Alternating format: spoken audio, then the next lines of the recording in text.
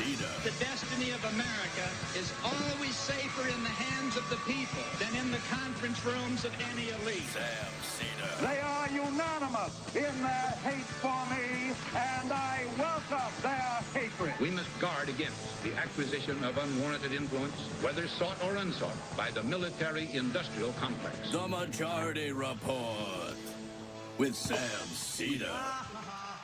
And I get the feeling you've been cheated.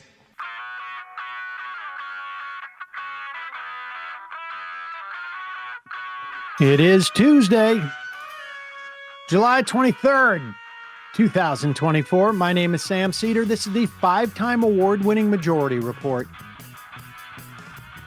We are broadcasting live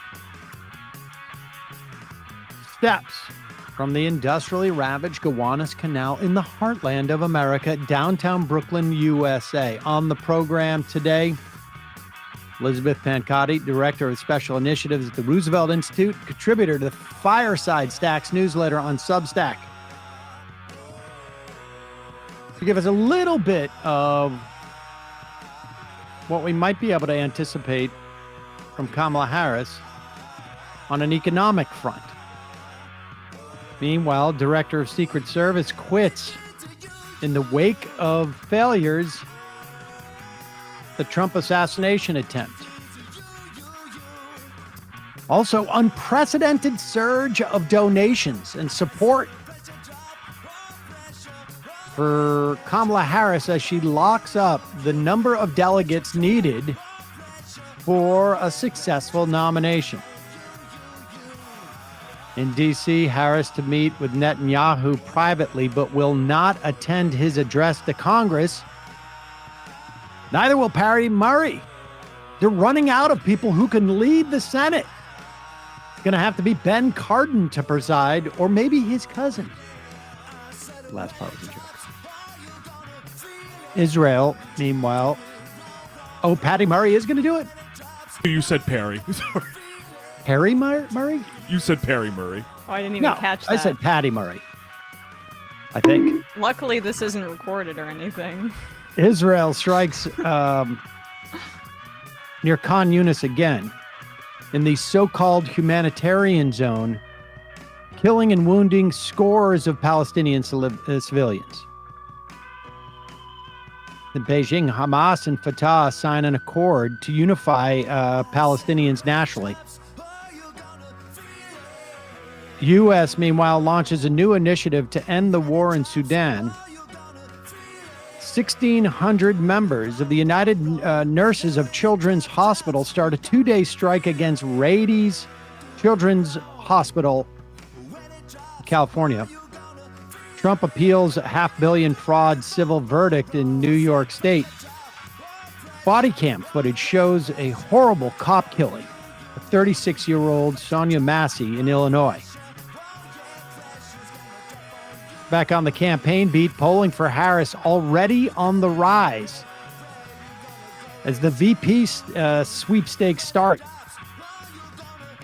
Wildfires rage in the northwest of the country, and the EPA awards another $4.3 billion from the IRA to 30 states to limit climate pollution. All this and much, much more on today's program. Welcome, ladies and gentlemen. It is Emma. Newsday Tuesday. Newsday Tuesday, says Emma Vigland. A guest edition. Oh, okay. People are saying I 100% said Parry Murray. Bradley. Right. Bradley gets a win on the chalkboard. Would have been pretty bad for you I'm if you didn't. staying in the race. Bye, Bradley. I'm staying in the race. In the meantime, Matt, can you please confirm John from San Jose? I can't believe this. Matt Taibbi is backing the Is Biden Alive conspiracy. Without checking, that's probably true. Which is funny because this is this is the shortest conspiracy theory in terms of shelf life in the history of the country. Like, Biden has now announced he's going to address the country at 8 p.m. tomorrow, unless it's AI. Well, it's going to be the hologram Tupac technology. Here's the key. When it's AI, you know that the R's get switched out. The T's get switched out for R's. Oh, all right. I'll be on the lookout for So that. ChatGPT is ready for it. Luckily, Perry he Murray. never slurs his will. That's why I say Perry words or Murray. anything. Oh, gotcha. Okay. Call back. All right, folks, we're over the next couple of weeks, we're gonna try and just sort of dig into where we think Kamala Harris will be on some key issues going forward. It's a little bit difficult to tell. You can't necessarily rely on her, what she did in the Senate, or what she did as AG, or what her campaign was. But we can get a notion of all those things combined, plus who's been staffing her in the past 3 years as vice president. But we will get into that in a bit. And one of the people we're going to be talking to will be Elizabeth Pancotti in a moment, who is the director of special initiatives at the Roosevelt Institute, about where Harris is on the spectrum of economics. And of course, things have changed dramatically even since 2020 in terms of what is a baseline expectation for a Democratic presidency. Joe Biden came in and, in many respects, was a pleasant surprise, at least in the context of the economy, for people who were on the left edge of the Democratic Party. So, and he was the most conservative candidate that ran in 2020 on platform in terms of the primary of the ones that were likely to make it. So that's of why the Big East. What was that guy? What was the bald guy's name again? I can't remember. Oh, he was in for like a week. I can't remember. He was John Delaney. John Delaney and Howard Schultz and Bloomberg. But like, that's what gives me hope, is that the party orthodoxy, or the party belief in what's possible, has changed. And with Harris running to the left of Biden in 2020, that opens up some other possibilities. But we will get into all of that. Meanwhile, the director of the Secret Service just quit about 20 minutes before the show. That was seems to me overdue, frankly. I mean, this is not a job where you can afford to fail. In the way that the Secret Service did. Somebody's got to take responsibility for that. All right, let's get into this. We're going to get in later into the program. We're going to get into the enormous fundraising haul that Kamala Harris has done in the past 36 hours, almost close to 48 hours, I guess now. It's not only an extraordinary amount of money, it's an extraordinary amount of new donors who have not contributed this cycle. 60% in the first day, I think, were first-time 2024 donors, so a majority. And we have, smaller donors, and we have unions who have come out. We've had thousands of people who have already pledged to campaign. 2 massive calls with Black women leaders and Black men leaders. Got on these massive phone calls where they had to sort of expand the, the web servers. I mean, there's been a really, I think, Emma was mentioned many, many times, what it was going to do in terms of enthusiasm, more broadly speaking. But this is, I think, it shocked me. I talked to a Dem organizer in Texas, and here's exactly what he said. How is morale? Through the roof. Relief among Dem base definitely translating to short-term optimism, which is really all we need for the next few months. And also still a few folks salty about it. I'm hearing folks in communities not excited about Kamala, but in general, young voters in particular seem jazzed. And it's going to be, we're going to have to see as she begins to campaign more. But we'll say this.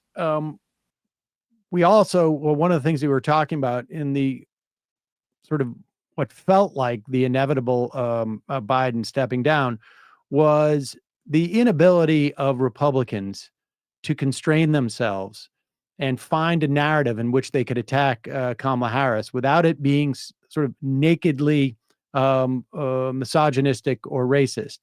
And it took like all of 36 hours, not even. Was it 28 hours? 26 hours. I don't know. We'll be safe and say less than 48 hours. Let's give the Republicans their due. They bit their tongue for a full 2 days almost. Here, let's start with Tim Burkett. Tim Burkett, he was one of the guys, didn't Kevin McCarthy, punch him in the kidney or something like that when he was talking to somebody. Why'd you deck me, Kevin? Oh, right. Those were fun. Those were fun times. Here is Tim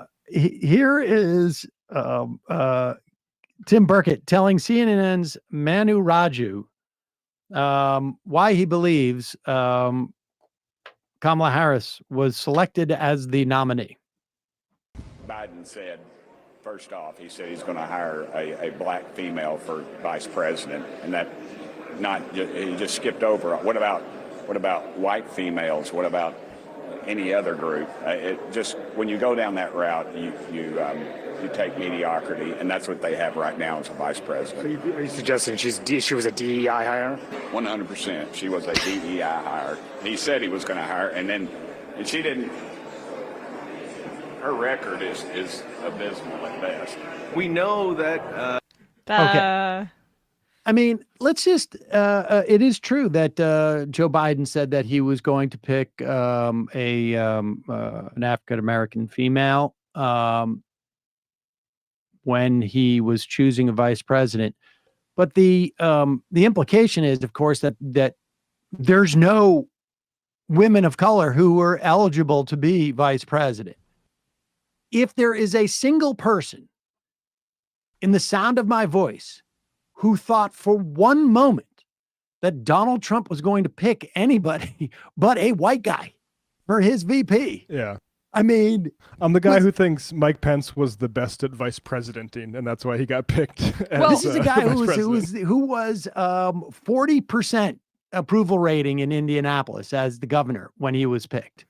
In Indiana, you mean? Yeah. In Indiana, right. Right. And everyone is joking, oh, Kamala's, they're, they have these photos of racks of wine that say like not uninteresting whites or subtle whites. Interesting whites or something like that for wines, and saying this is Kamala's selection for VP is because it's all but understood that she's probably going to select a white person. This has always been American politics. It's just a problem when it's black people. Yes, right. Wanted a white person for his VP to balance out the fact that he was black. So we picked a guy that had a bit of a history of cozying up to Strom Thurmond and some racially insensitive remarks in the past, to put it mildly, for Joe Biden. So was that a DEI hire? Was it? I mean, every hire, every decent hire is a DEI hire because you are trying to make up, you are trying to balance a ticket. You're trying to, you're trying to get a ticket that's going to be as representative as possible for your constituencies. Now, to be fair to the Republicans, they are an overwhelmingly white party. Overwhelming. They have one identity. That's it. Under their, now, to be fair, again, it goes from like horribly racist to just not terribly concerned about somebody who might be racist. So there is a spectrum within this. But you want to talk about, identity politics. That is the Republican Party. They are made up of one identity. 90%. Well, you got the fundamentalists, you got the capitalists, and you got the racist identities among that. But yeah, you should speak to one of those. Three different types of That's white, what we call a melting pot. Why do you hate America, Sam? But now a lot of people are probably saying, well, Tim Burkett, he's a backbencher. He's just the type of guy that Kevin McCarthy would shove in the kidney while he was being interviewed with somebody. Here's J.D. Vance, who has come up with a more nuanced way of saying that, of finding how to fit into the tradition of the Republican Party, all the way back when Ronald Reagan made his announcement at the Neshoba County Fair, which was a couple miles from where some civil rights workers had been murdered in the 60s. And he talked about states' rights and how do we reference Ronald Reagan's a welfare queen meme, essentially, that it ran on. Well, J.D. Vance is here to show you what the modern Republican Party says. I don't know Kamala. I served in the United States Marine Corps, and I built a business. What the hell have you done other than collect a government check for the past 20 years? He's literally applying to do her job. Keep going. Yeah. Well, I mean, that is... But I want to say, my friends, whether it's Kamala Harris or anybody else, it's the same Democrat machine. It's the same lies and corruption. We don't need to hear that. I mean, he made his point. I don't know who he thinks pays the military. Right. It's not Peter Thiel. Peter Thiel just basically paid for the rest of what he did. But yes, it is true that when you are an attorney general, the government pays you. When you're vice president or a senator, the government pays you. What business? What's that? Sorry, what business did JD Vance? Like a venture capital firm? Like that's parasitical. I'm sorry. I don't respect that. Sorry. But the point is, he's not really trying to say that she is a lifetime politician, because he could say that. Yeah. Right. He's using he's implying that she's just getting some type of government handout. Like almost like, someone who's on welfare and is a woman and is just like taking from the government all the time. Where have we seen a welfare queen trope deployed before in Republican politics? And if you'll recall in the voiceover for J.D. Vance's montage at the RNC, a big thing was, him availing himself of the GI Bill to go to undergraduate. Oh, right? Yeah. Well, incidentally, yes. Like I say, when you're a Marine, Peter Thiel is not the one who's paying you. He got confused. But there it is. There's going to be more of that. At one point, the Republicans will stop talking about Joe Biden, where being an AI, and maybe he hasn't been alive for all we know for 8 years, 10 years. And then they'll move on to starting to figure out how they can criticize Kamala Harris in a way that's going to resonate with their people. And that's a preview of it. Yeah, I'll believe J.D. Vance is anti-war when he says that there's another way to get free college besides joining the Marines. In a moment, we're going to be talking to Elizabeth Pancotti, director of the Special Initiatives at Roosevelt Institute and contributor to Fireside Stacks newsletter on SubStack, about perhaps what we can expect from Kamala Harris, who has all but wrapped up the nomination at this point in just like a massive show of unity by the Democratic delegates. 300, I don't know if RFK was thinking of jumping back in, or I don't know who was, but we'll get to that in just a moment. Just first a couple of words from our sponsors today. Our first sponsor is Prolon.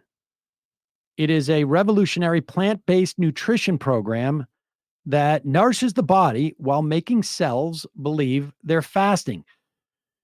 You hear a lot about the benefits of fasting these days. People have a lot of different sort of methodologies that they're using. One of the benefits, obviously, weight loss, but mental and physical performance, gut health, and longevity. One of the difficulties with fasting, when people think about it, is the whole not eating part. Yeah. Well, that's exactly why Prolon was created. It was researched and developed for decades at the University of Southern California Longevity Institute. It's backed by leading U.S. medical centers.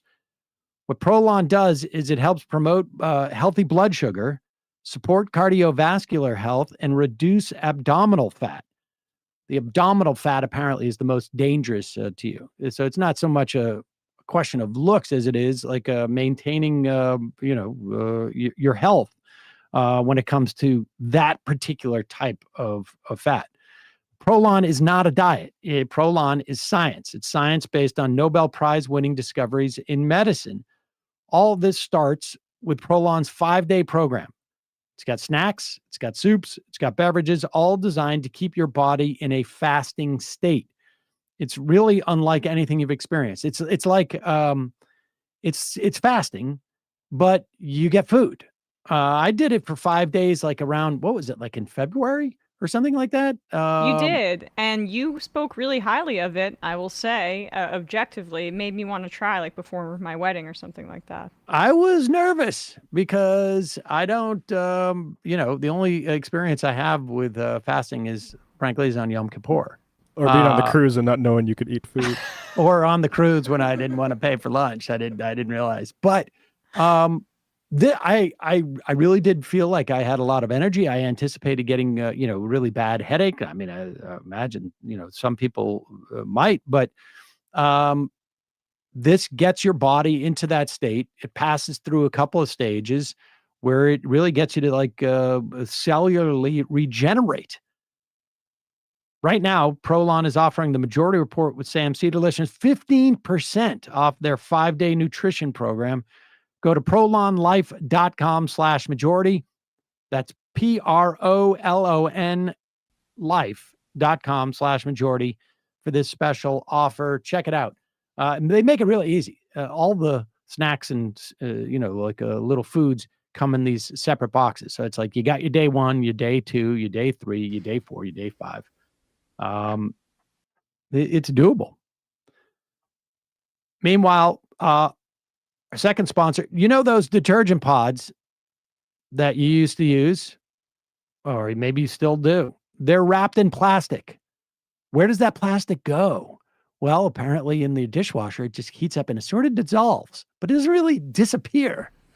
It ends up in our oceans, our rivers, and our soils. They've done some research, but they've found it in, what was it? Was it in mice testicles or something? I don't which remember. Suggests that it might be in us. But Blue Land is on a mission to eliminate single-use plastic by reinventing cleaning essentials to be better for you and the planet. Has the same powerful clean you're used to. Blue Land uses no single-use plastic in any component.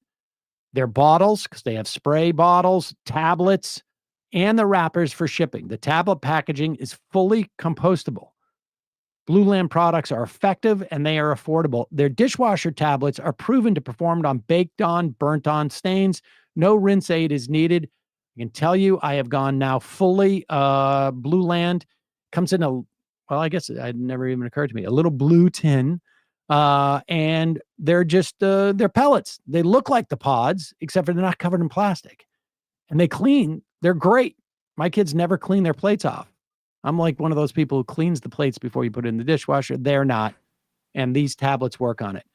And you can get even more savings by buying refills in bulk or setting up a subscription. Their subscriptions are customizable and convenient, so you never run out of the most used products. They got spray bottles where they got a tablet. You drop it in the water. No more big plastic jugs and stuff like that. Blue Land is trusted over 1 million homes, including mine. Blue Land has a special offer for our listeners right now. Get 15% off your first order by going to blueland.com/majority.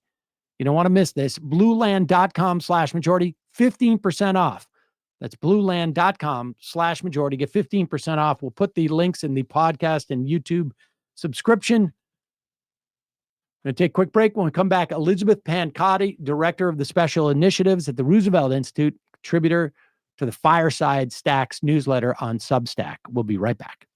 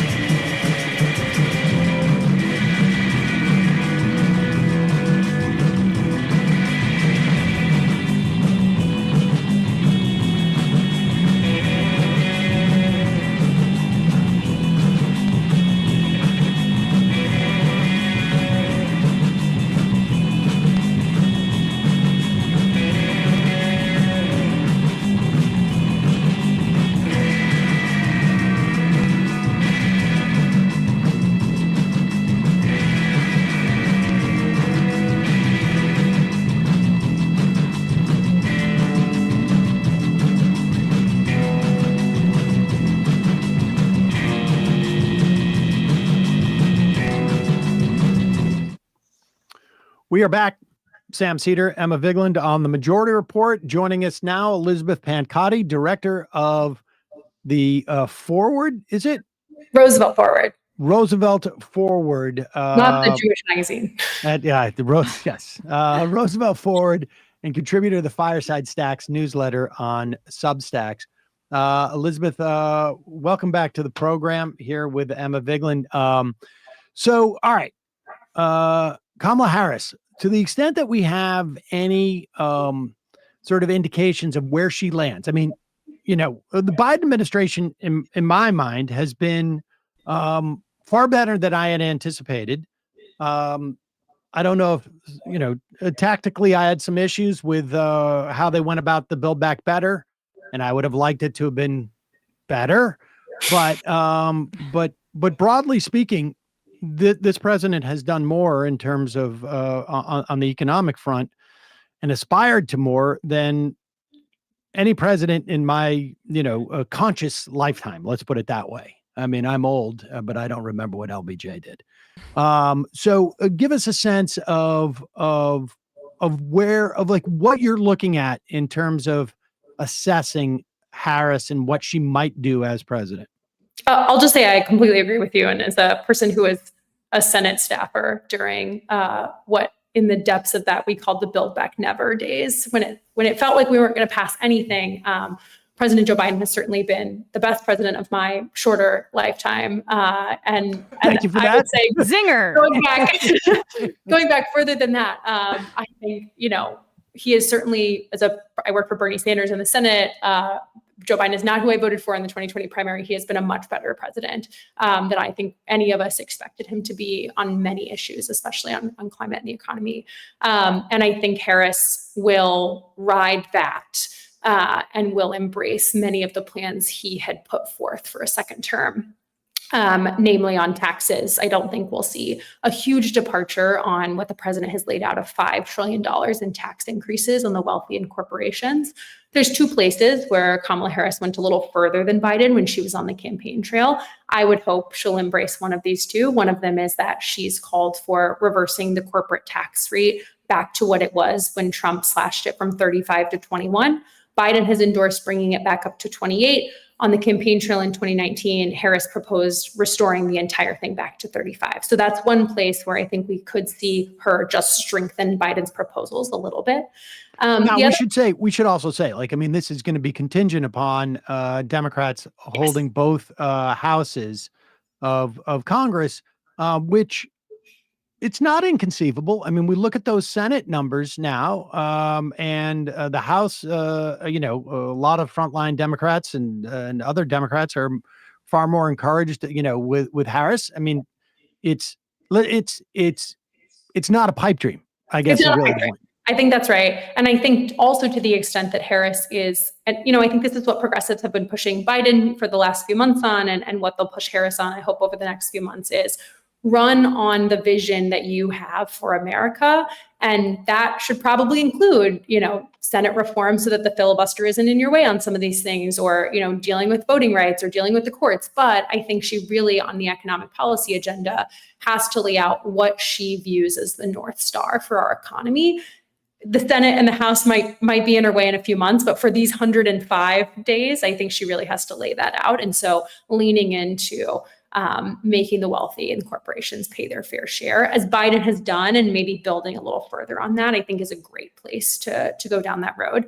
Another place where she went, not necessarily further than Biden, but just a really central part of her campaign, and actually her really landmark proposal during her 2 years in the Senate, was the LIFT Act, which is kind of a supercharged earned income tax credit that would provide $6,000 a month $6,000 a year spread up in monthly payments to families. So it would actually almost double what Biden had proposed for the child tax credit, given in a different tax credit form. But she really has leaned into the cash assistance side of things. And I think given a time where families are really struggling with costs, where we had that child tax credit and then we didn't extend it, I think really leaning into either that proposal or leaning into making the child tax credit expansion permanent, as Biden and Harris have proposed to do. But I think that will be a real central part of, putting cash in working families' pockets. I think yesterday in her stump speech, she outlined real focus areas on childcare, paid Hold leave. on, I just want to say one thing about the child Yeah, tax go ahead. credit. At 3,200, was it 3,200 a year? Yeah, it would be inflation adjusted now, but roughly $3,000 a year. Okay. That cut child poverty In half. by 45% or so in the context of a year. So $6,000, even with inflation, would, come close to wiping out child poverty. And That was the plan. The way she proposed it on her campaign trail was eradicating child poverty. And we know it's doable now. Yeah, we know it's it's doable. Weird thing. It was just a decision that we decided that was nice, but we don't need to do it. We know it is doable. It is that easy, actually. I think that will be the theme I hope that Kamala Harris leans into, is not necessarily going further on Biden's policies, but really centering those couple of policies that mean so much to middle-class families and saying, if you elect me, if you elect Tammy Baldwin and Sherrod Brown and Bob Casey, and we have 51 seats in the Senate, we will deliver for the American people, I think has to be her message over the next 3.5 months. Right. And to build off what you're saying, what is also encouraging to me is that early reporting is that she has a close tie with the SEIU care workers. And in 2020, she ran on a platform that included child and elder care, something that I think Democrats really should be leaning into as a central policy plank of their party. What is your sense of her commitment to care policies, child and elder care, if that's going to make it into her platform? So it's interesting, actually, on the campaign trail, Harris endorsed, and when she was in the Senate, Harris endorsed, she did not endorse Elizabeth Warren's child care plan. There's just another bill in the Senate that would cap child care costs at 7% of families' income. It has a bunch of supply side investments, but it's a little bit of a different tack than necessarily publicly provided childcare, like tacking on, 5 more years of public school. I think I would hope that Harris moves in the direction of less of a voucher-like system for, private equity-backed kinder care and more of a publicly provided system. But I think the real strength is her focus on those policies, and especially her focus on bringing down costs for those programs for American families and raising the wages and labor standards of the workers who do that really important, vital work. When she was in the Senate, she led the Domestic Workers Bill of Rights. And so many workers who are in less formal caretaking roles, like, I don't know, my grandma has a person who comes to her house a couple days a week and takes care of her, and we pay that person. That person has no labor rights or minimum wage rights, right? And so really leaning into that, and Ai-jen Poo, the head of the National Domestic Workers Alliance, has really come out for Harris in the past few days, as has the SEIU. And so I think we'll see her really embrace not only caring about those policies for families, but also caring about the workers who do them, which is so vital. In addition to that, in kind of the same care economy vein, Harris had the most progressive paid leave policy on the campaign trail. She proposed 6 months, where most other candidates were between 8 and 12, and the Biden administration has backed 12 weeks. And so Harris has really gone far further than really the Democratic Party on paid leave. And so I think in the way further than Bernie? Further than Bernie.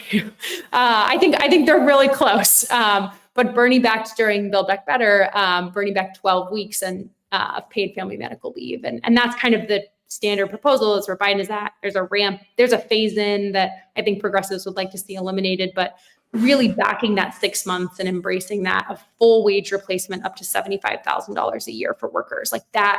That is really a progressive paid leave policy, something similar to what Nordic countries have and what we can aspire. I hope Matt Bruning is happy about that paid leave policy. But I think I really hope she leans into that, given where families are on I don't know. My mom went back to work a couple weeks after having me, and really leaning into that. And it fits into what the Democrats are trying to do, which is hopefully peel off suburban women. And with abortion being on the ticket, the Democrats, and I'm obviously extremely excited just because I think this is a real opportunity, but they can move into a families first kind of agenda with Harris, given the fact that this has been a point of emphasis for her in the past, where abortion rights and family planning and women's health care is one plank of it. And then after women have their kids, there can be a child care element to it as well. And I think she can communicate that pretty easily if she chooses to go down this road. The problem is that there's already saying, she's too liberal, right? So she's going to have to tack to the center for strategic purposes to a degree, but it's encouraging to see that these are her inclinations at the very least. 100%. And I think also, one of her central bills in the Senate on childcare was to just make schools run 3 hours longer. So instead of letting out at 3, they'd let out at 6 when most people get off work. So rather than this whole big childcare apparatus where we're paying for all of these kids, which is really important, a maybe more moderate thing she can lean into is just make school go 3 more hours so that parents don't have to cobble together after school or in the summers. And I think that, as you said, Emma, family first policy, that I think Trump and Vance are using that term and not actually putting families first is really something she should embrace. Let's talk about the housing and this is, I guess, a subset of a larger question I want to ask you. But first, let's just start with this. Over the past couple of weeks, in the waning days, as it were, of the Biden campaign, he came out for basically a national rent control. It was not $55; it was actually 5% in terms of increases on rent. What do we know about Harris in terms of housing and those proposals? And then I get a couple other questions about have we set a new baseline for what in terms of expectations? And then I have another, but housing. Okay, great. We'll just keep them rocking.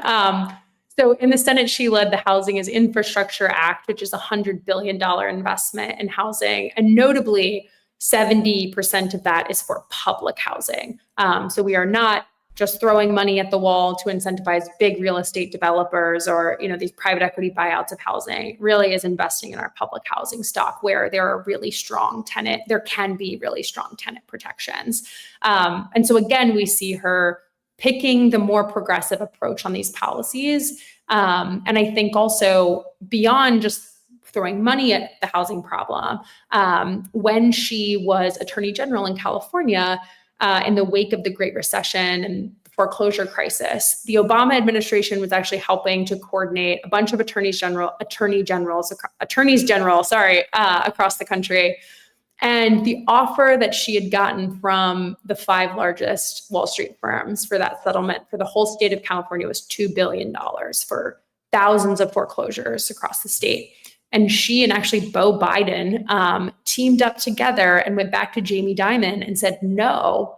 And she was able to secure $20 billion in the ultimate deal. And the Obama administration was not pleased that she had kind of blown up their settlement deal. But she really did kind of take them through the ringer. And so I think on consumer protection, especially in the housing space, we're seeing Biden do that with tenant protections. We saw that in the wake of the pandemic with eviction moratoriums and what HUD has done on tenant protections. And my hope is that she'll go further. Again, we've laid the foundation for all these things, and it's more picking what things will she drill in on and prioritize, even if she doesn't move the policy to the left. One of the dynamics that I think shaped the Biden administration was your former boss, Bernie Sanders, being able to sort of have an influence on labor. And I think based upon the speed in which a lot of major unions came out and endorsed Harris, I think it's clear that she's been sort of building relationships in that area. And I think she had some pretty good ones in California while she was in the Senate. On the other side, Elizabeth Warren sort of was able to staff up a lot or have a lot of influence on the antitrust side. Jim Cramer, I don't listen to that much. You got to be honest. But Jim Cramer the other day made the point yesterday that he thinks that Lena Khan Cantor at the DOJ. They have been major forces in the antitrust, but historically, I think, not just, within the context of the Biden administration, but over the course of literally 40 years. What's your sense? And one of her key advisors is her brother-in-law, Tony West, who is an attorney for Uber.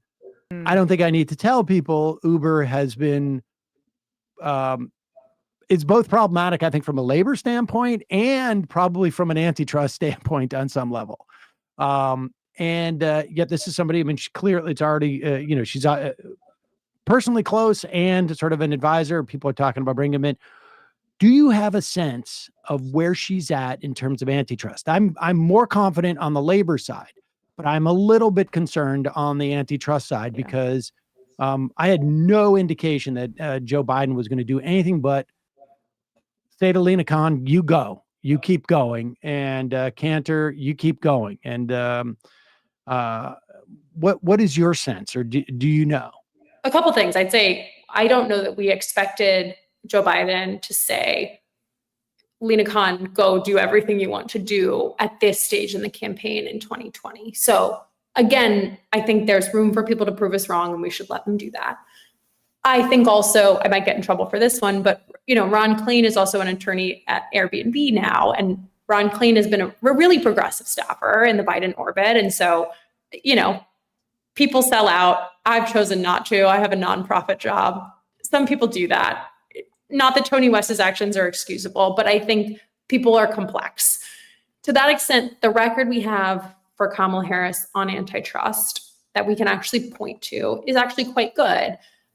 She joined a lawsuit to block the merger of two of the largest insurance companies, Anthem and Cigna, when she was in California as Attorney General, compared to Trump, who approved the merger of CVS and Aetna. So I think that's in healthcare, she's gone after a bunch of. And this was before there was, there was actually this new sort of resurgence, at least on a national level. Yeah. Yeah, it was before it was cool. But there were a couple. I mean, you had Maura Healey, you had Josh Shapiro, you had Beau Biden, you had Kamala Harris. I mean, there were really good blue state attorneys general doing this work before, when Lina Khan was writing cool articles from her perch at Columbia or before that. We were interviewing her on this. Yeah, program. She's wonderful. She's great. And I'm sure JD Vance will keep her if he's well, there's no doubt JD Vance is there. But the other thing that she did when she was in California is she secured a $1.2 billion judgment against Corinthian College, which is one of the largest for-profit college scams in the country,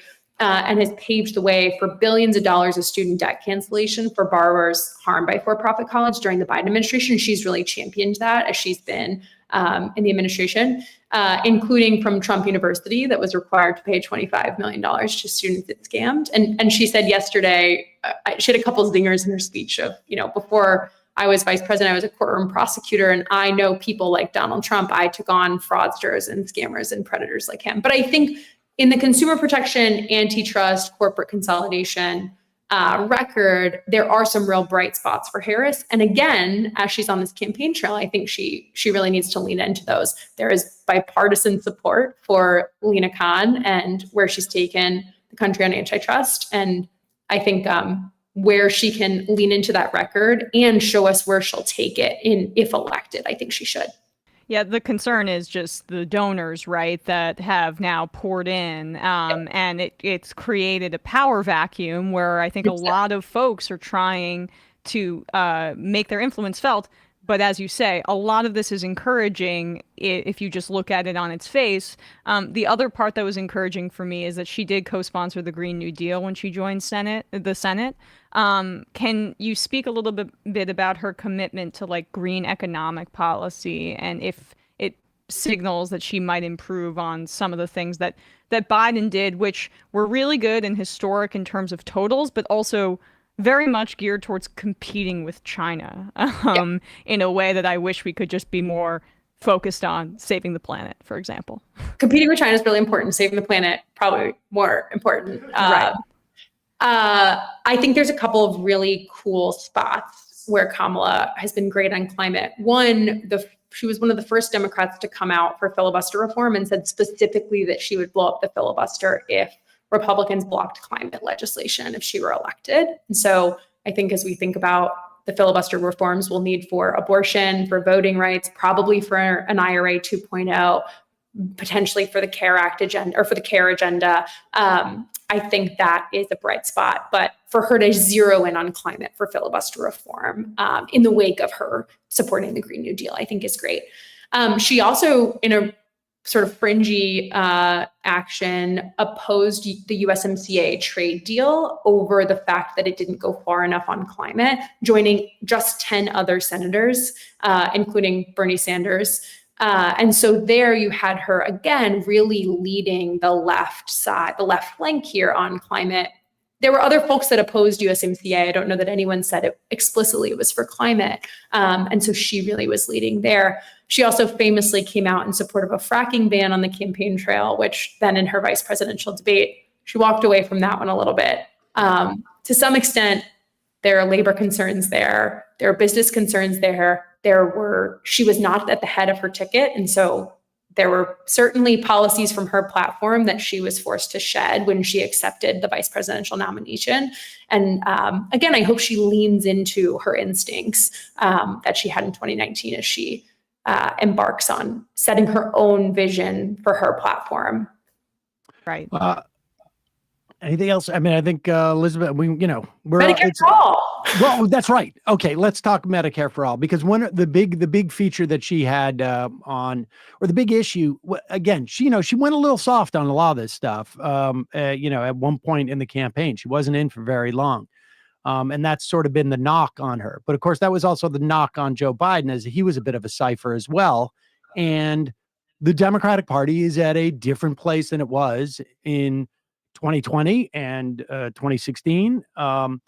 Her Medicare for all did not require the elimination of private insurance. Sanders did. Now, I will say that back in the day, the late Michael Brooks and I would have an ongoing argument about this, because from my perspective, the elimination of private health insurance was a big fight to have. But the issue was, could people avoid the Medicaid for all system? We already have requirements in terms of if you're a hospital receiving Medicaid. I mean, we do requirements, and we could theoretically say, it seems to me, you want your physician license, you got to show that you're doing, X number % of Medicare patients. We'll give you want 40% private, 30% private. You can have those, but you got to take 60% of your clientele. It's got to be Medicare. That seems to me to be a fairly easy thing to do. Is that you should do it, Sam, right now? I feel like if you snap your fingers, that'll happen. I mean, I will see. I'm very bad at snapping, but I mean that being the big knock on her was that she wouldn't eliminate private health insurance. What's your perspective on where she stands and on that aspect of it? I certainly would like for private health insurance to be eliminated, but I think two things. One, if you will recall back to the ACA debate, there were a couple of senators who worked very hard to prevent a public option from being created during those days. And our country would probably look a lot different. And the earnings reports from pharmaceutical companies and from healthcare companies would look a lot different this week if we had done that. And 10 years ago. And that was considered small bore stuff, but yes, it would have had a big implication without a doubt. Yes. And you've got the president on record last week, no thanks to my former boss, coming out for expanding Medicare. Kamala importantly supported expanding to dental and vision, which those are probably the most scammy of private health insurance companies are really bad, but vision and dental are worse. And I think that, as you've said, we've raised the floor here of, I would love for Medicare for all to be law in this country. Next year, we have ACA tax credits expiring. We only extended them for 2 years in the Inflation Reduction Act. And if we can use that opportunity to harness moving towards a public option or a public requirement, as opposed to just extending vouchers to go to private companies that increased insurance rates and did a lot of good. But if we could expand on that as opposed to just extending those tax credits, I hope that we have a president that supports that. And given where Kamala's record is, I think that she should embrace that. We're in agreement. Elizabeth Pancotti, thanks so much for your time today. I really appreciate it. Of course. Thanks so much for having me again. Thanks so much. Bye, guys. Bye. All right, folks, we're going to move into the fun half of the program. We've got a lot to talk about. There's a lot of excitement around Harris. Lady excitement. See, Elizabeth matches my coconut pill freak. Well, flag. I mean, we were looking at I think I think Biden in some areas created a baseline from which it's very hard to imagine Harris will not reach and go forward from there. I mean, it's where the Democratic Party is. If Joe Biden get away with it, she can get away with it. And I think in other areas, we're hoping she'll be an improvement. We'll talk a little bit about her foreign policy, particularly in regards to Israel. It's hard to imagine anyone being worse than Joe Biden on Israel, at least in terms of Democratic administration. But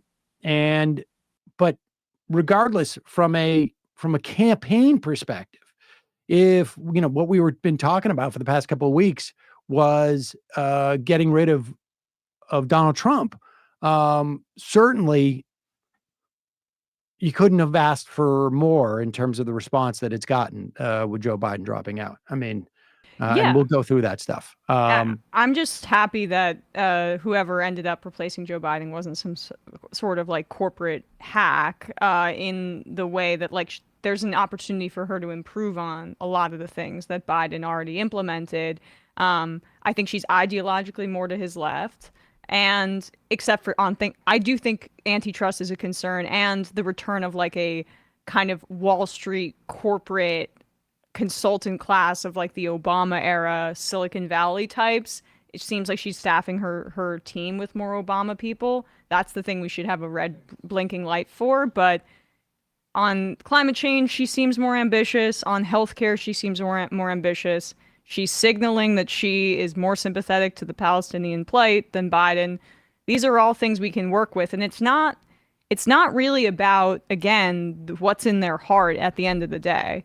It is about, is there space to pressure this person? And I think that Biden's ideological Zionism in that particular area, and the fact that his brain was declining and he was kind of falling into what he's always known on that front, and he has a big belief because of his time in the Senate Foreign Relations Committee that he knows best on foreign policy. Those were huge obstacles that are moved away in a Harris candidacy. And so, I don't know, perhaps it's just hope because we haven't had some in a while, or the fact that I get to vote for a woman who isn't frickin' Hillary Clinton. That's pretty exciting for me. I think it's it's an exciting time. And we saw what happened in France. Even if my politics are to the left of Kamala's in many ways, I vote for Democrats for harm reduction purposes. Was dreading doing so for Biden because of so many things that we discussed. And now I don't dread that. And I think a lot of people in the country are feeling that way. And that's important, for democratic legitimacy and for generating the requisite excitement to defeat this guy. Yeah, and I gotta also say I'm also very much enjoying watching the Republicans flail around and conservatives bemoan the fact, and also literally descend so quickly into Joe Biden's been dead for months and those type of conspiracies. We will talk about that and more on the in the fun half, and you could join us. How? By becoming a member. Join themajorityreport.com. When you do, you not only get the free show free of commercials, you get the fun half. You allow this show to survive and thrive. And it's an exciting time. A Democratic win means all more like chock-a-block policy interviews because things are going to actually happen, particularly if the Democrats get the House and the Senate. So that's exciting. I'd hold my breath on the Senate. They need what, Texas? I've heard that's not happening. They can maintain Montana. Arizona. Do they need Texas, though? Oh, I thought I heard they need Texas. No, because you can maintain 50 without with the loss of Manchin. Okay. In a bigger berth of seats, that would maybe give them a larger majority. But I think holding Pennsylvania, Ohio, and Montana keeps their majority where it is. My mistake. There you go, folks. But who knows? I mean, I don't know where we could get into play. I mean, Ted Cruz, it would be great if Ted Cruz lost. Oh, that would be fantastic. That seems unlikely. Well, the thing that sucks is that all red is horrible. Like if this was a few years ago and Beto O'Rourke was running, I feel like we'd have much more of a chance. All red is just, stands for nothing. Yeah. Oh yes, but he is a vote that you can waste, which is always good. Right. Oh yeah, I would prefer him over. Oh yeah. I just think his chances aren't inspires as good. Nobody. Right. He's not. But Beto at least had like a movement of young people that cared about his candidacy. He also took some pretty toxic positions for Texas, but I appreciate it. With gun control. And I think drug legalization. Sorry. Oh. Sorry. All right, let's go to the break. And just a reminder, justcoffee.coop, fair trade coffee and hot chocolate. You coupon code majority, get 10% off. I will adjust the camera. I think the camera went to adjusting. People are telling me I look orange. Emma. We're off this week for ESPN. We'll be back, though, because training camp for a lot of NFL teams starts this week. And we'll get into fantasy talk. We'll talk more WNBA and the Olympics as well. So youtube.com/ESPN show. Check us out next week. Bronco March teach tonight. Jacobin on to talk. He wrote the book on Joe Biden ahead of 2020 called Yesterday's Man. So we'll look back on Joe and also look ahead to what kind of Kamala we might be able to look forward to. Check that out. Patreon.com/leftreckoning. Quick break. Fun half. 3 months from now, 6 months from now, 9 months from now. And I don't think it's going to be the same as it looks like in 6 months from now. And I don't know if it's necessarily going to be better 6 months from now than it is 3 months from now. But I think around 18 months out, we're going to look back and go like, wow. What is that going on? It's nuts. Wait a second. Hold on for a second. The Majority Report. Emma, welcome to the program. Hey. Matt. What is up, everyone?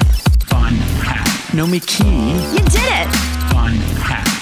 Let's go, Brandon. Let's go, Brandon.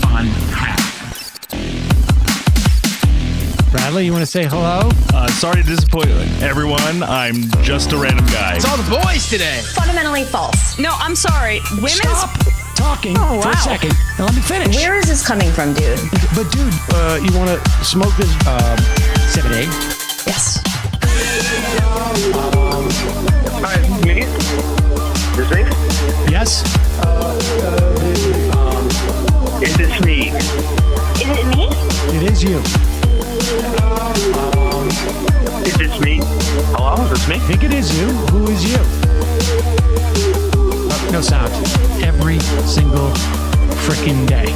What's on your mind? Sports. We can discuss free markets and we can discuss capitalism. I'm gonna go throw up. Libertarians. They're so stupid, though. Common sense says, of course. gobbledygook. We fucking nailed him. So what's 79 plus 21? Challenge Matt. I'm positively quivering. I believe 96, I want to say. 857-210-501. 1/2. 3/8. 9/11, for instance. $3,400, $1,900. 6, 5, 4, $3 trillion sold.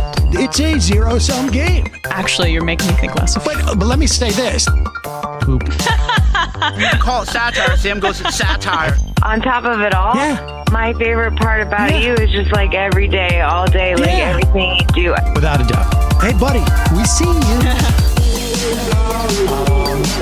All right, folks. It's just the weak being weeded out, obviously. Yeah, sun's out, guns out. I I don't know. But you should know. People just don't like to entertain ideas anymore. I have a question. Who cares? Our chat is enabled, folks. I love it. I do love that. Look, gotta jump. Gotta be quick. I gotta jump. I'm losing it, bro. 2 o'clock. We're already late, and the guy's being a dick. So screw him. Sent to a gulag? Outrageous. Like, what is wrong with you? Love you. Bye. Love you. Bye-bye.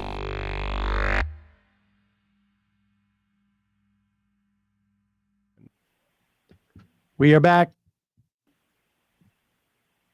Sam Seder, Emma Vigeland on the Majority Report. It is the fun half. Do I look orange still? No. No. You look tan still, but I mean, if you say you're not tan, then it might be. I mean, I'm not. I mean, I've been walking around outside. It's hot. You tan easily, though, don't you? I do tan easily. It's true. I'm so jealous of that. Well, I've got to work for it. I wanted to say if there was some downsides to it, but there really isn't. Let's open up the call lines, shall we? We'll do it a little bit early.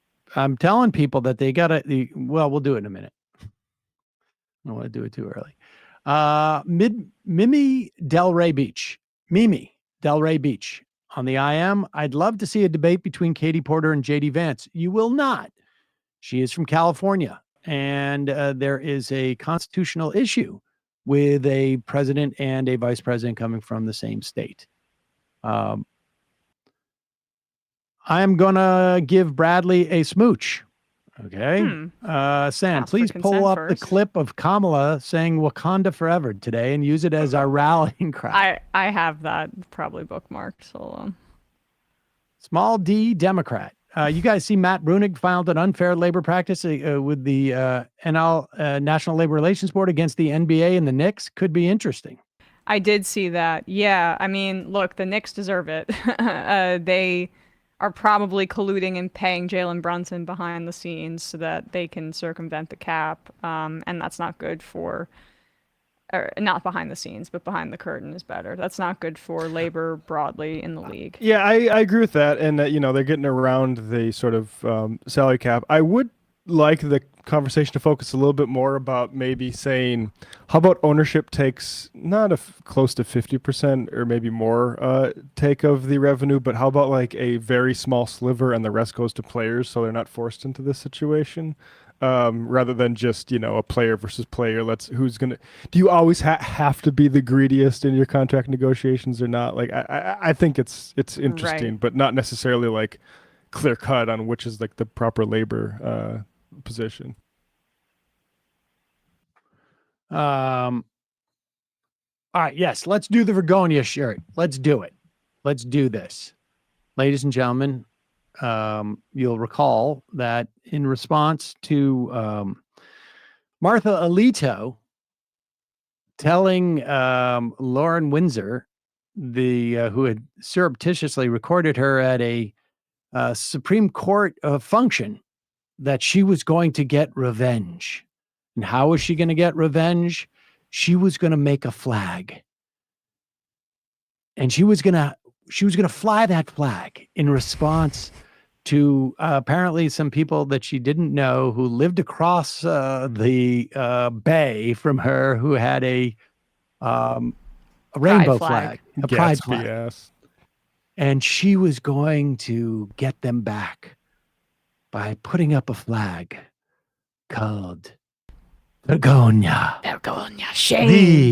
We did a competition, and we have a winner. Bradley, will you please tell? We actually have a split decision in some ways. So based off of the likes, comments, and mentions of these shirts, we had a little bit of a statistical tie, but in our decision making, Tony Y, who made our winning pick, as Matt can put this up in a second, was the one who our statistical victor after we decided through both of these shirts. But we have something we'll do with the other shirt as well. So let's just check out Tony Y's design again, just to Matt's just framing this up so we can all be on screen and as we look at it. But yeah, so here is the Tony Y design here. VERGONA Vergonia, which I think which obviously we very much enjoy for the insane shirt, the flame, the amount This of was pitched my flame. favorite. I think I loved the the hellfire intensity of it. It really channels her psychopathy. Yeah, those are really that is violent flames that I really like. Raging flames with the little stars in the middle and a nice arch font too. The fire almost gets like into R. Crumb territory. I don't know what you're talking about. Like a comic artist, right, Sam? Yeah. I'm old. But it has that crazed sort of like look, like you can see someone's eyes bulging out of their head. Right. And are we gonna put that on a flag on the maybe yes, I think that's, shrink it down a little bit and put it on a flag. So it can be true to form for the maybe we'll put that on the back and then put like a little majority report logo. I don't know. Somebody can figure it out. Yeah, somebody that's a good idea. And then Anne in Portland had our other tie here, and her flag is more it's kind of an homage to the LGBTQ plus community, as well as in senza vergogna means without shame. So kind of to sort of imply, that Martha. So this is the counter flag. Without shame. But we're going to use the outline from the flag of this design. We'll use an outline of the flag for Tony's design, but because we wanted to also allow Anne to if people wanted to get this particular design, we'll put her website in our YouTube notes and show descriptions, and she's going to print shirts at some point. So we'll keep that in the YouTube show notes and description for a few days. I'll keep everyone apprised as to when Anne has those shirts ready, because some people were very, very interested in getting the Sens of Vergonia shirt as well. Gotcha. So we wanted to highlight Anne's and also give her a shout out for a great design as well. This one looks like if we started a cult. Right. That was like also like a real estate buying sort of thing. It would be this. Mama Feastalies says, I gotta ask, why'd you do all this convoluted voting by comments thing instead of just making a Google survey and linking to it in the description of the video? Yes. I think Dorsey I think said that he had an issue finding a non-paywalled survey app for how many submissions we got. But that was the problem. We had so many submissions. We had about 40 submissions, just because we have an incredibly creative and active audience, which we are very grateful for. Dylan M, can you please clip the coverage from Friday's fun half of Trump blowing a kiss to Hulk Hogan with juxtaposition of him snubbing Tiffany? We must have clipped that, didn't we? Have clipped that. I'm sure it's coming soon.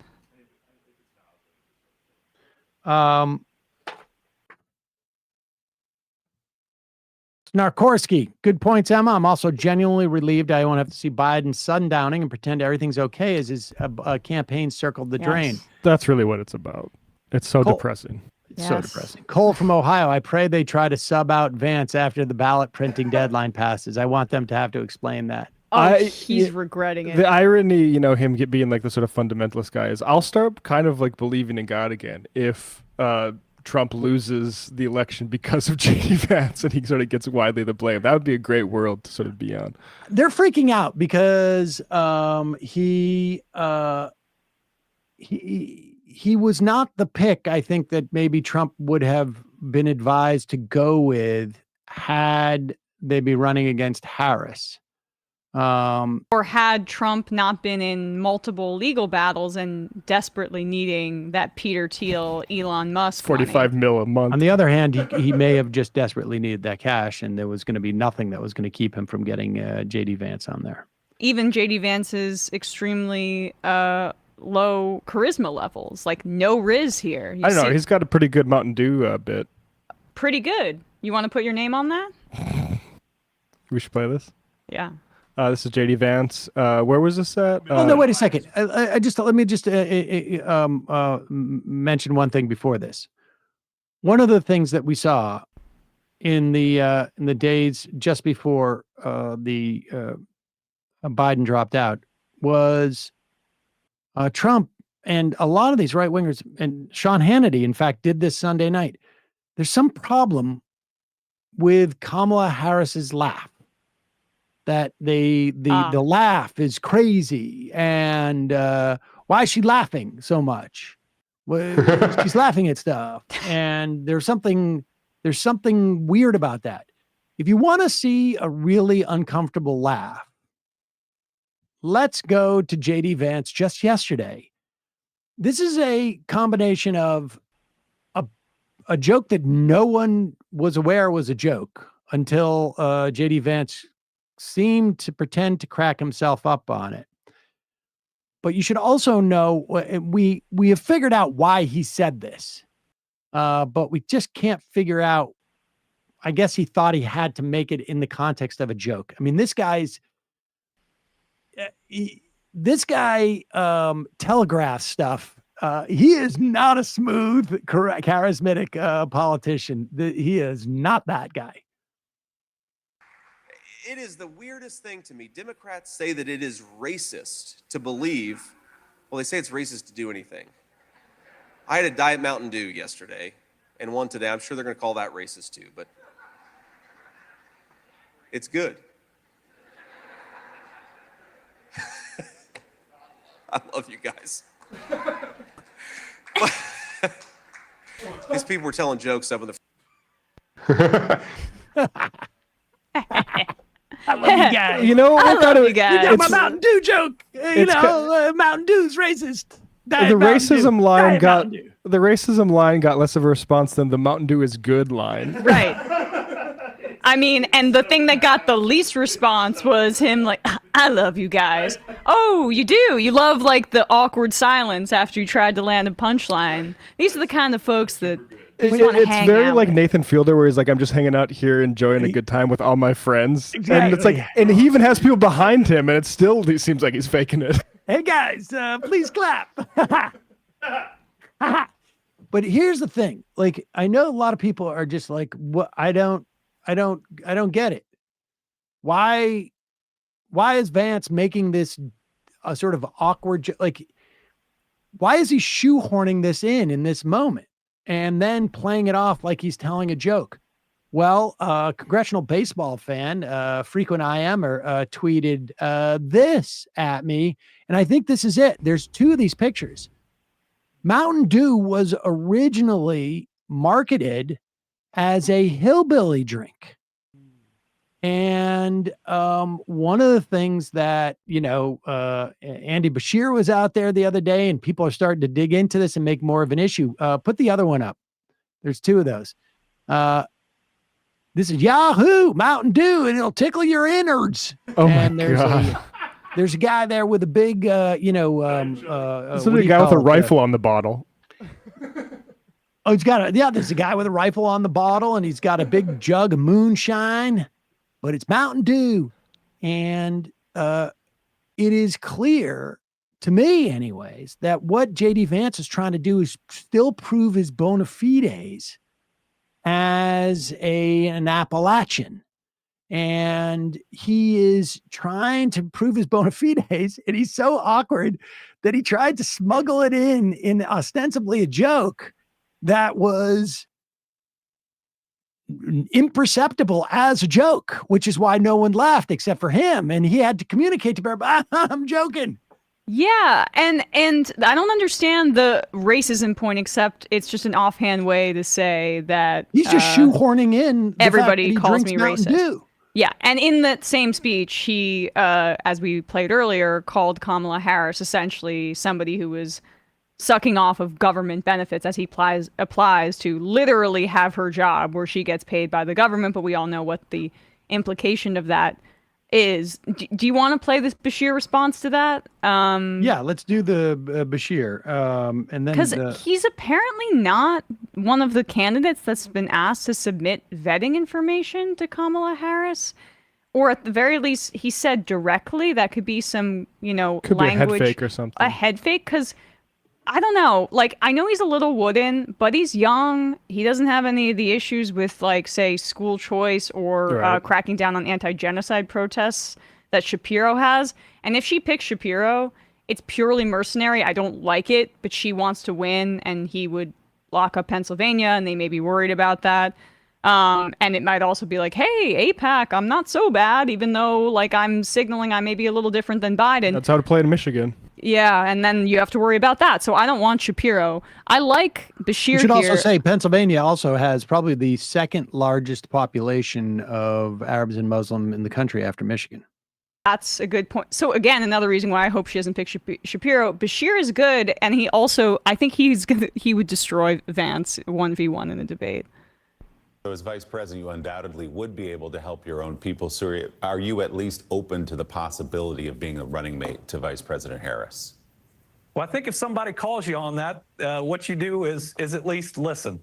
And I want the American people to know what a Kentuckian is and what they look like, because let me just tell you that J.D. Vance ain't from here. Now, the nerve that he has to call the people of Kentucky, of Eastern Kentucky, lazy. Listen, these are the hardworking coal miners that powered the Industrial Revolution, that created the strongest middle class the world has ever seen, powered us through 2 world wars. We should be thanking them, not calling them lazy. And so today was an opportunity to both support the vice president, but also to stand up for my people. Nobody calls us names, especially those that have worked hard for the betterment of this country. So, guys, you know, one of the things that they say about Pennsylvania, though, is you got Philly and Pittsburgh, and then Alabama in the middle. And I would imagine that's also sort of, you know, there's a little twinge of Kentucky in there as well on some level. So, and who knows? He also has been speaking about the opioid epidemic in a lot of these audition tapes, which is something I think Republicans are going to try to run on. J.D. Vance, obviously, given his experience with his mother, that he's written about, but he writes about it in such a sneering, condescending way, which Bashir alludes to there. And he can speak to some of those voters in maybe rural areas or in those Rust Belt states about the plight of the opioid epidemic in a way that's constructive for Democrats, because it's been a little bizarre to me that they've allowed Republicans to marginalize the issue when Democrats want to expand healthcare, which would help people with addiction. And that needs to be the hit on J.D. Vance. I've been a little bit dismayed because people are saying he's just a phony. And I don't think that's the solid ground. I think you need to say he's a wolf in sheep's clothing that's coming for you. Like that he's just a phony, like, of course. But this is from Rick Perlstein. He had a piece on Mark Andreessen, who's one of the Silicon Valley guys who put a lot of money in Trump after the J.D. Vance pick, from this article, My Dinner with Andreessen, Mark Andreessen of Andreessen Horowitz. He says, I knew from the New Yorker that Andreessen had grown up in an impoverished agricultural small town in Wisconsin and despised it, but I certainly was not prepared for his vituperation on the subject. He made it clear that people who chose not to leave such places deserved whatever impoverishment, cultural and political neglect and alienation they suffered. We can see why he's on the J.D. Vance train. I pointed out that there must be something in the kinds of places he grew up in worth preserving. I dared venture that it is always worth mourning when a venerable human community passes from the earth, that maybe people are more than just figures finding their proper price on the balance sheet of life. And that's when the man in the castle with 7 fireplaces said, I'm glad there's OxyContin and video games to keep those people quiet. Bashir would be good. Youth movement. Make that case, and then Shabari, avoid the Gaza Shabiri pitfalls. And Nicola, remind me, we call it Pennsyltucky, middle of Pennsylvania. Pennsyltucky for a reason.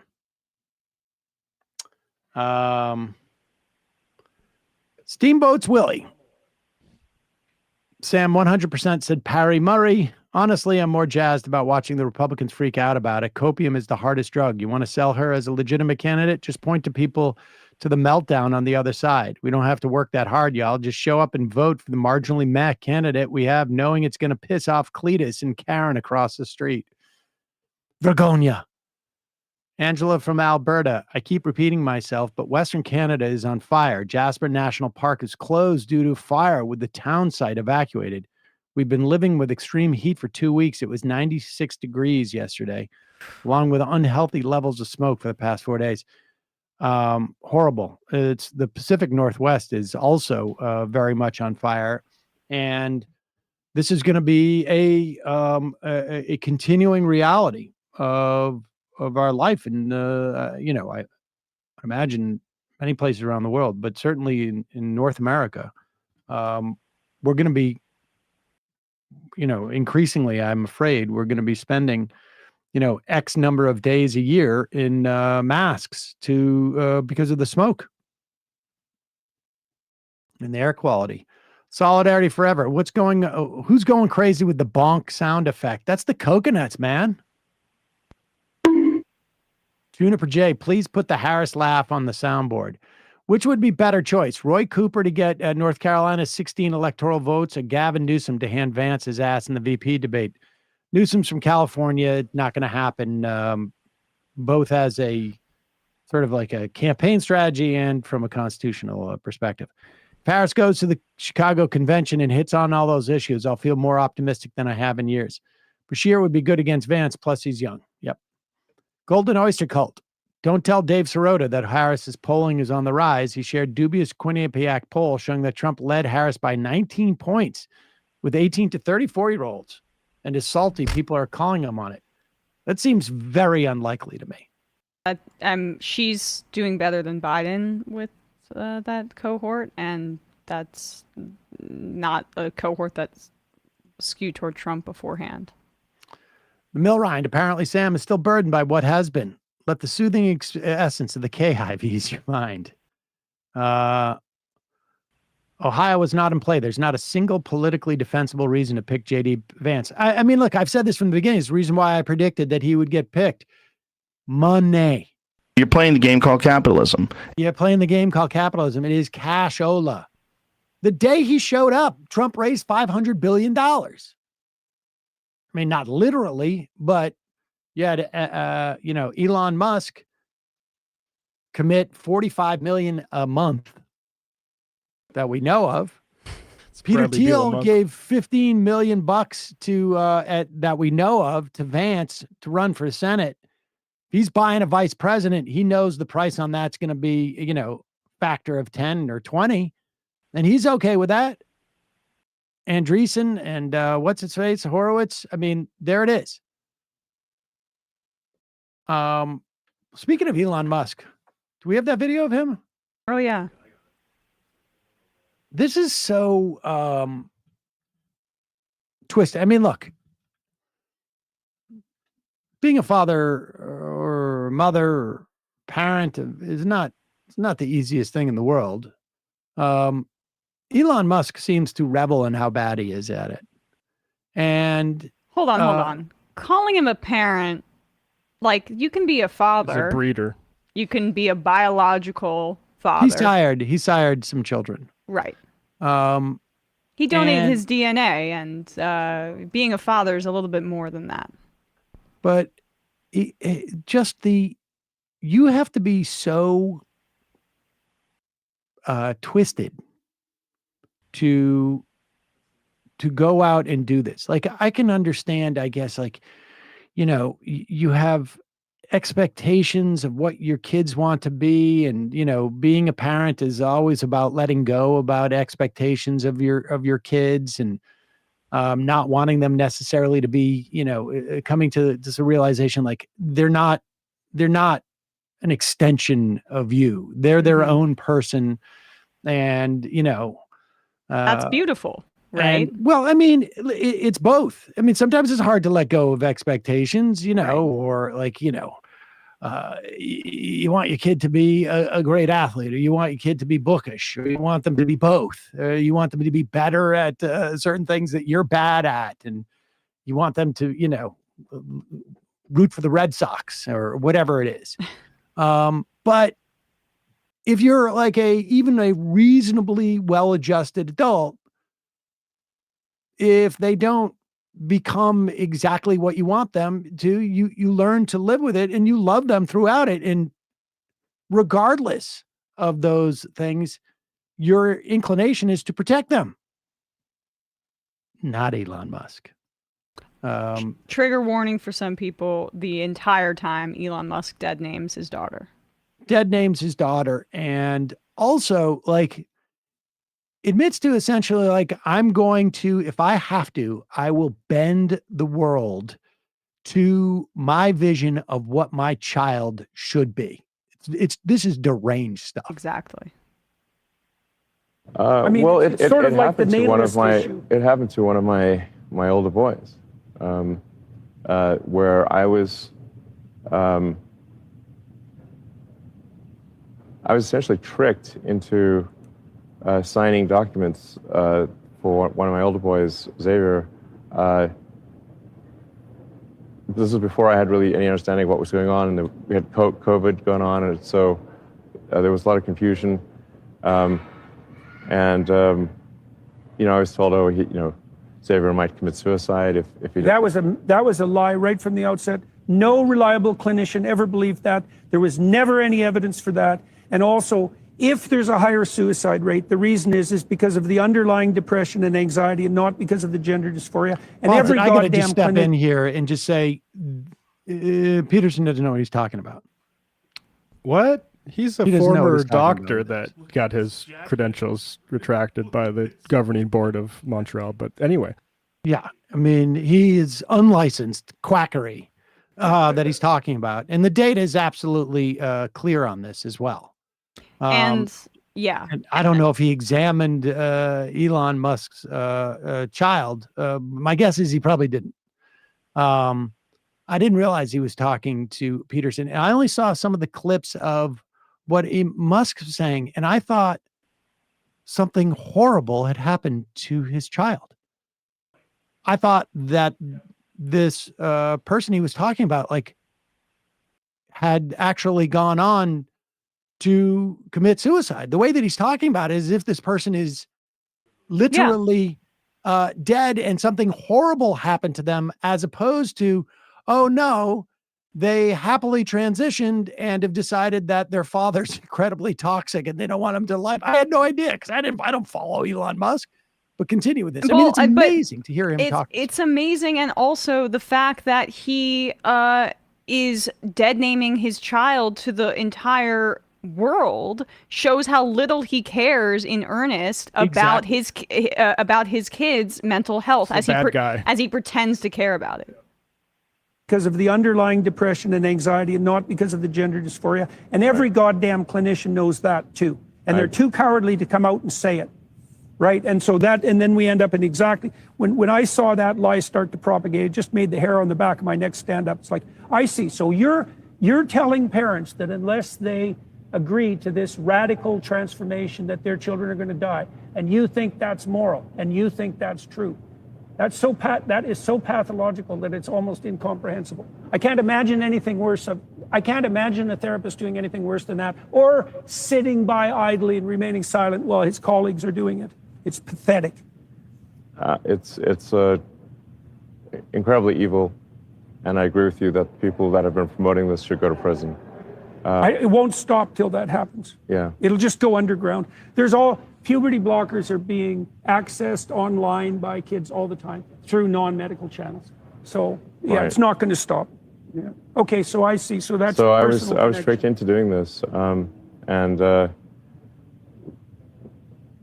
it wasn't explained to me that puberty blockers are actually just sterilization drugs.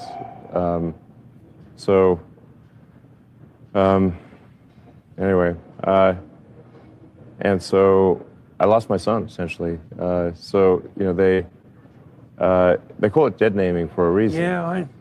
All right. So the reason it's called dead naming is because your son is dead. He paused My son it. Xavier is. Oh, that's you know what they also say. You know what they also say is deadbeat. Like deadbeat dad. Yeah. That's more and more people are saying it, folks. Just a turn of phrase. Can we go back like 20 seconds? I want to And that philosophy was being piped to Earth. For a reason. Yeah. All right. So the reason it's called dead naming is because your son is dead. So my son Xavier is dead, killed by the woke mind virus. I'm sorry to hear that. Yeah. I can't imagine what that would be like. Yeah. Yeah. Right. But in reality, actually, his child is still alive. And his child just doesn't want to deal with him anymore because he's such an a-hole. And his child apparently is living a happy life. And if Elon Musk cared about that human being, regardless of whether it was a son or a daughter. But if he cared about that human being, he wouldn't have even he wouldn't be talking this way. But his right-wing extremism comes through even there, outside of him being a deadbeat dad and a horrible person. The way he talks about, his daughter, but dead names her and calls her his son over and over again, and says that they are actually sterilization drugs. We know that Elon Musk traffics in natalism, which is associated with eugenics and these kinds of ideas about breeding the right kind of people to populate the earth. There's a reason he has so many children.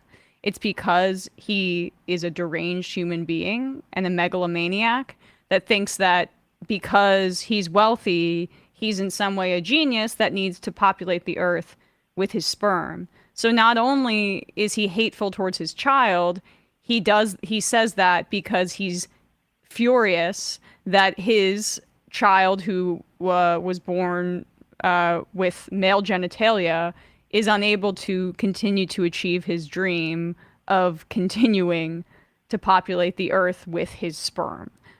It's absolutely insanity. Although, in theory, she could have saved her sperm and still have a partner and have a life and have children with that genetic material.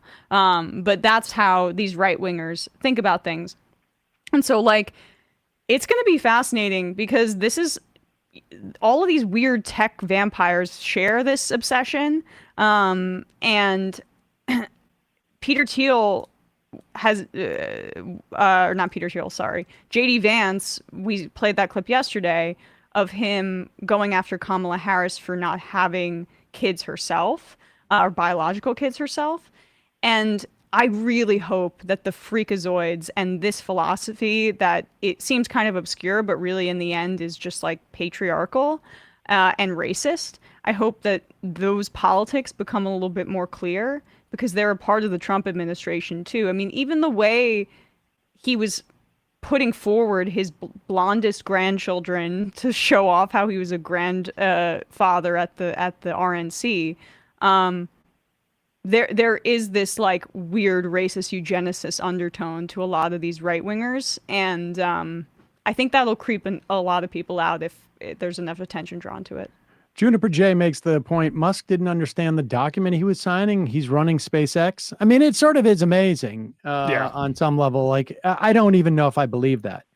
I think that when you talk about COVID, impacting people's brains, I think something went awry with this guy. Yeah, I don't think he's very bright, and I think something went awry, and there he is.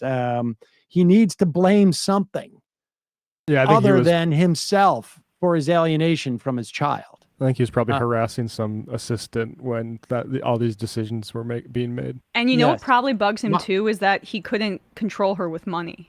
He's the richest guy on the planet, and she basically gave him the middle finger, despite the fact that she could make he could make her, it's more than comfortable for the rest of her life. Yep. Mama Feastalis says, I'm a trans woman and my mother put herself through a lot of introspective work to accept me because she values her children more than her ego. Elon Musk failed that same test. We have an old adage in the trans community that when you come out, people act like there's been a murder of which you, the trans person, are both the victim and the perpetrator. Yeah. Imagine being a parent who actually lost a child and hearing someone say they're alive and kid is dead to them just because they're trans. Elon is an absolute ghoul who does not deserve kids. Indeed, people act like, we let anybody have kids. We sure do. I think it's a media failing too, and we've tried to highlight, for instance, Dwayne Wade as a role model for how parents can deal with something when you're getting all this horrible messaging in the culture about what as a woman you can't say it, whatever. And actually, it's a shame that we can't lead people to an actual Elon is a role model for so many men on this planet, and that's what he's modeling.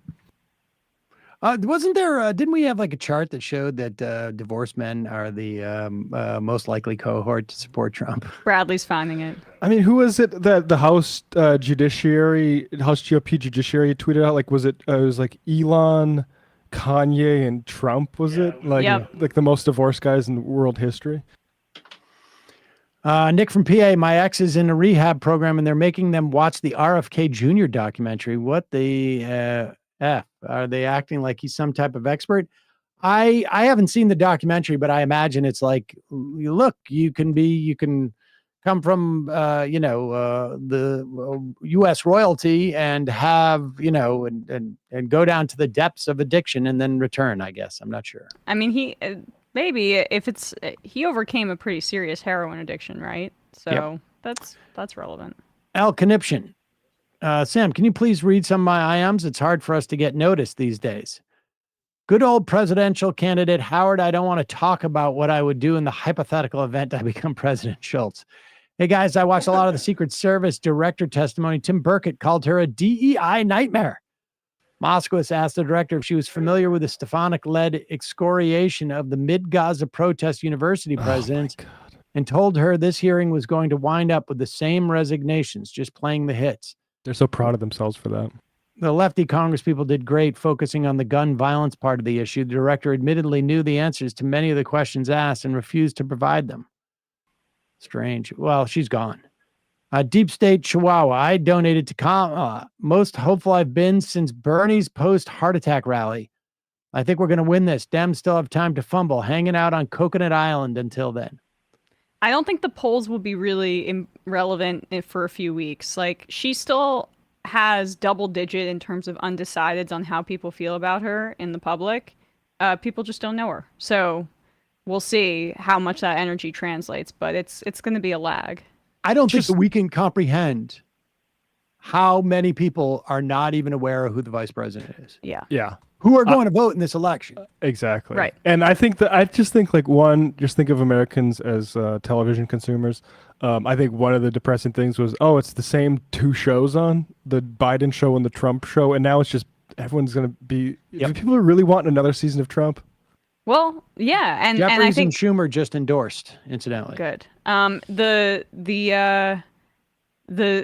Trump show has been really sidelined right now. That's the other thing is like, even though I just got martyred. Honestly, that's what's so delicious. Hilarious is no one gives a fuck about the RNC now. Because even Dave Rubin, who, I mean, maybe we could do him, but he couldn't even really cover Trump getting shot in the depth that he wanted to because this Biden stuff has like sort of snowballed over all the time to cover that. Yeah. I mean, what's amazing is also to watch the level of conspiracy now. Like, I honestly think that we are about 4 or 5 days away from Biden there's been a body double. The real Biden was on that roof and he was the second shooter. And the only reason he missed the shot is because he's so old. Yeah, and he was so insistent on taking the shot himself. I'm staying on the roof. I'm staying on the roof. I'm the guy who knows how to shoot this. Just make sure that ladder's there for me. I'm the guy who's a trained marksman. In terms of my neurological capacity. Let's do Steven Crowder. This is hilarious. Steven Crowder's so angry. There's so much anger and frustration right now amongst the Republicans and the right because they thought they were like, first of all, they thought Trump was a shoo-in, which not an irrational thought to have based upon the polling and where it was going, but they thought they had figured it out. That there's no way the Democratic Party is going to be responsive to the polls, to the polls that say that they wanted a different candidate. I think that they thought there's no way the Democratic Party could actually even coalesce around something. Never mind, do something about it. I think they're extremely frustrated. And also, I think they're frustrated. And you could see it with J.D. Vance when he was talking about, they say everything is racist. The reason why he is laying down that marker, and you're going to hear this a lot. You're going to hear just a generic liberals say everything is racist. And the reason why they're doing this is that they are priming the pump. They are softening the ground, whatever it is. They're, dressing the set. They're getting ready to go racist on this, but they're trying to inoculate themselves. Getting ready. From the racism. And so they're pissed. Yeah. They're angry because they can't let their freak flag fly. And they know it, but they will, but they know they can't. Here's Steven Crowder. He's so mad. And who is he mad at? He's mad at us. He's mad at us because we're not upset about Kamala Harris being the presumptive nominee. Here is Steven Crowder. What does it take? I know. At a certain point, they've labeled half the country Nazis, fascists, Hitler. You're hateful. We have 10 to 15. We have 10 to 20,000 abortions that take place after 22 weeks in this country every single year. Viable babies, where there's no doubt that is happening. Pause it for 1 second. There are approximately 1 million abortions a year in this country. 1% of them are past 21 weeks. Of 90%, call the GOP. 90% in the first trimester too. So yeah. Oh no, 90% even in the first trimester, and then the other. No, that's pretty. I have the numbers right here actually. 21 weeks or after represent 1% of all abortions. 96% occur at or before 15 weeks gestation. 3% occur from 16 to 20 weeks gestation. There you go. Sounds like we better get some Republican politicians involved in healthcare. Let's also be clear. And that does, at 1 million, comes out to about 10,000 abortions after 21 weeks. They are largely out of those 10,000. Vast majority, fetal anomalies, a maternal health issue, or life endangerment, as well as barriers to care that people couldn't get abortions before then. The idea of, abortions as the baby's about to be born, these are all myths. These are all lies. The fact of the matter is, though, is that this is a problem for Steven Crowder. He doesn't like it. He has a problem with these 10,000 fetuses that are aborted after 21 weeks in the United States every year, because he doesn't like the idea, or he wants to project the idea that women have autonomy. This is a guy who already has complained about no-fault divorces because his wife divorced him, and he knows that she's not allowed to do that. She can barely have her own car. What do you mean? Camera, yeah, she's not allowed to have her own car and be able to drive when she wants to. She's supposed to be just pregnant in his house. But let's continue. We have 10 to 20,000 abortions that take place after 22 weeks in this country every single year. Viable babies, where there's no doubt that is happening right now, and no one does that. People say, look, it's very rare. 10 to 20,000 is rare. We have the highest corporate tax rate in the industrialized. Incidentally, are we up to 1.4 million people died from COVID? Around that. But everybody was overreacting. In fact, he's about to go tell everybody about how they overreacted during COVID. Crowder was saying it was going to be like the flu. Viable babies, where there's no doubt that is happening right now, and no one does that. People say, look, it's very rare. 10 to 20,000 is rare. We have the highest corporate tax rate in the industrialized world. We've been shut down. Businesses will never recover after COVID. Pause it for 1 second. We were lied to. Pause it for 1 second. This is pretty easily Googleable. We do not have the highest business. In fact, do we have those charts? Yeah. Let's put up a couple of charts. Maximum corporate income tax rate: Germany, Japan, Italy, Canada, France, United States. That's weird. So maybe Germany, Japan, Italy, and Canada and France are not considered the industrial world in his mind. Yeah, Germany, not part of but let's Germany check and Japan. But maybe the point is as a fraction of GDP. Let's go. Let's look at the next one. As a function of GDP.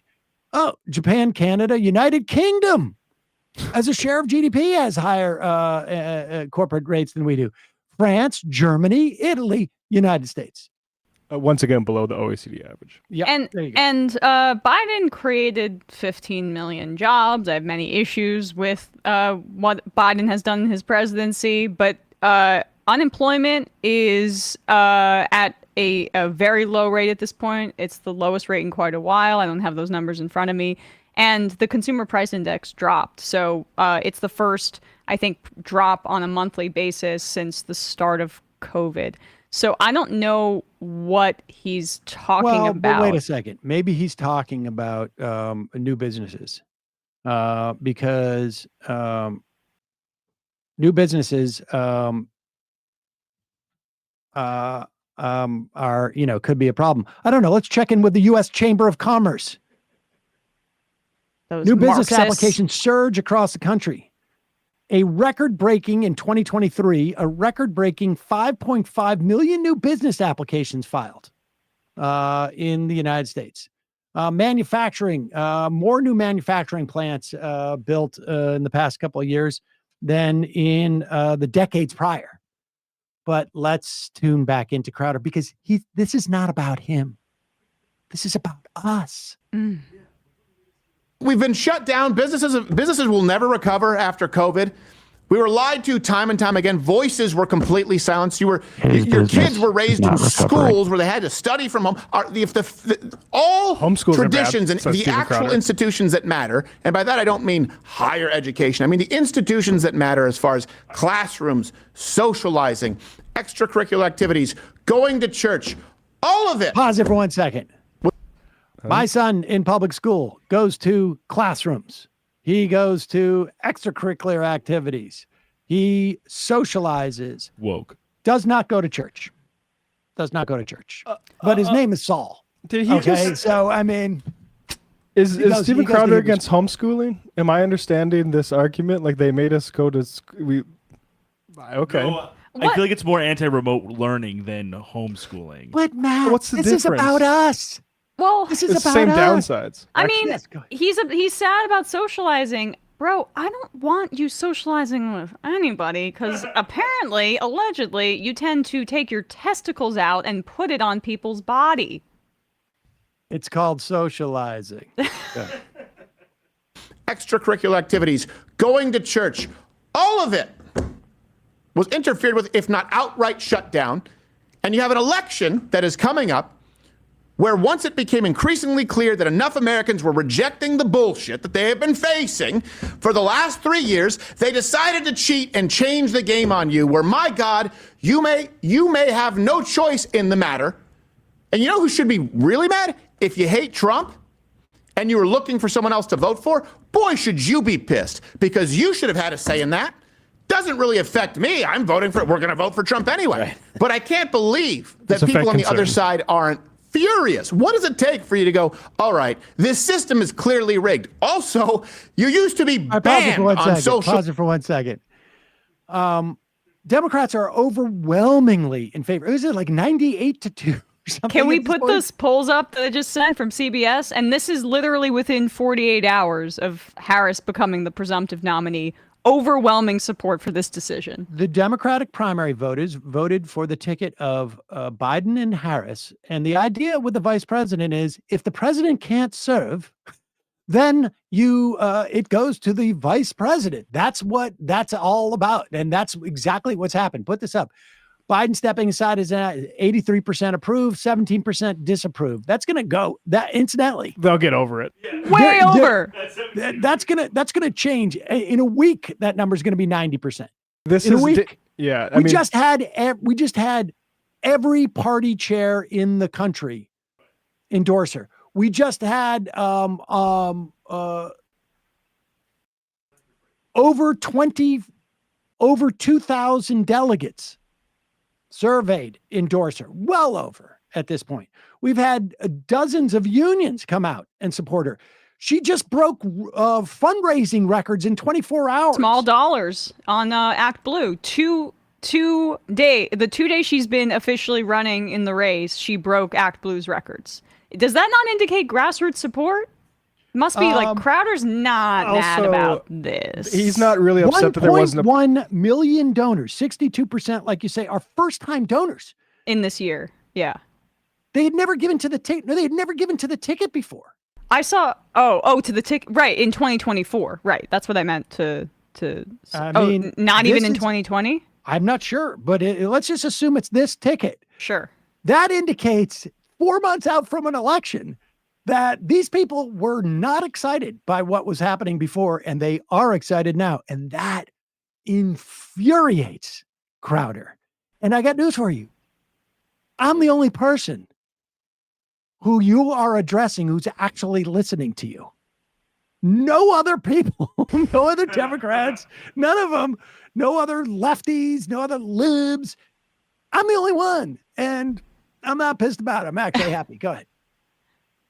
All right, this system is clearly rigged. Also, you used to be banned on social media if you said the system was rigged because of those rigging the system. Think about that for a second. The people who lied and said he was fit, Joe Biden, and lied and said he was going to be the nominee, and lied and said you can't get the virus if you get the mRNA injection, and lied and said that lockdowns work. And this entire time, lied. Also said, you can't say the system is rigged, and told big tech to remove your voice if you insinuated it. And right now, they just pulled a switcheroo on all of their lies to install someone who has received 0 votes from the American public. If at this point you're not mad, at this point you don't acknowledge that the system is rigged, as mad as you are. Fuck off. We'll see you tomorrow. There we go. He's mad. He is mad. You know, look, I'm all for encouraging more, contentious primaries, even for sitting presidents, which is why I don't think these guys have a leg to stand on, because you know who didn't have a contested primary is Donald Trump in 2020. Their entire platform was shut up and support Trump. Shut up and support Donald Trump. That literally. I mean, I'm not being facetious here. I mean, everybody, we know this, but I mean, I'm not sure everybody knows this. They didn't even have an issue platform. It was just Donald Trump. Donald Trump. Yes, whatever Trump wants. And I also want to be clear. I don't think that there was anybody lying about Joe Biden. I don't think you schedule, if you are Joe Biden's team, and they were hanging on pretty tightly, as you could see, you don't schedule that debate if you think he can handle it. There was obviously a tremendous amount of drop-off between the State of the Union and the debate. And maybe a month or so before the debate, they started to realize, but anybody who knows about this stuff, who's experienced it, knows the way this works. It's not a gradual thing. It goes in spikes. You drop in terms of cognition to a certain level, and then it gets worse. And in the midst of campaigning, when it starts to get intense, the guy's tired. He's doing 2 jobs, essentially, running the country and running for the presidency. And that's a difficult thing to do at that age. But the idea that you got kicked off of social media by saying that Joe Biden's too old, or that you got kicked off of social media by saying, well, I don't know, like when he says rigged, what he's talking about is you got kicked off if you said that the pandemic wasn't real, if people should avoid the vaccine. That's what people got kicked off of, to the extent that Steven Crowder straight up lied about the 2020 election live on YouTube and didn't really face any consequences for it. Steven Crowder got bounced because he was transphobic or anti-gay or racist. And then made a horrible business maneuver in which he tried to start his own thing by making public some of the details of the Daily Wire contract, the multi-million-dollar Daily Wire contract he was offered. How are his live numbers doing right now, Matt? I mean, I know you've been checking in on our Rumble fans. I'll just say, relative to Dan Bongino, he is getting absolutely smacked every single day that he exists on the platform. So, fuck off. Pretty good. He's mad. I don't think things are going well. He's mad. It's really hard to live a lie. We know there's a I would be upset too. We know there's a suit, right? He's got that labor suit that Matt Brunig is representing, a former worker of his ex-wife is probably really enjoying her life for the first time in a long time, I would imagine, being away from that guy. He's mad. His business is definitely dropped off. He turned down $100 million deal. He's bummed. It's tough when you make the wrong call. Yeah. And that was right after he got embarrassed. That's got to be rough. I mean, in some ways, like, I'm not going to... Your life falls apart. Getting divorced, too, right? Because those pesky laws in Texas allowed his wife to leave him. It's a real... You got to feel bad. The vibe in that studio must be... my God. Like the sixth circle of hell. Did they have a doll for Biden? Or did they just have a doll with Kamala's face on it because... Well, I think we know the answer to that. Of... Oh, we can be sexually inappropriate at work again, guys. Nice. We can put her on a blow-up doll or whatever.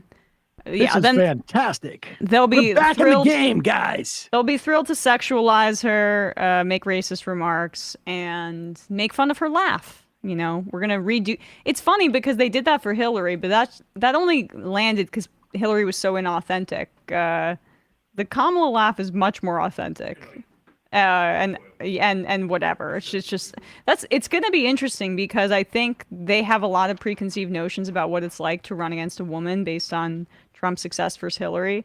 But Hillary Clinton had a bunch of really, really uniquely bad, first baggage. There was literally 35 years of cottage industry built up around saying that she was the devil. And there were other issues in terms of like what she actually did in terms of like her campaign, the way she ran the campaign, what perspective they had on who they were going to sort of build as a constituency. I mean, on and on and on. But and it's almost like Harris has the opposite problem because she's going to be struggling to define herself in 3 months. Yep.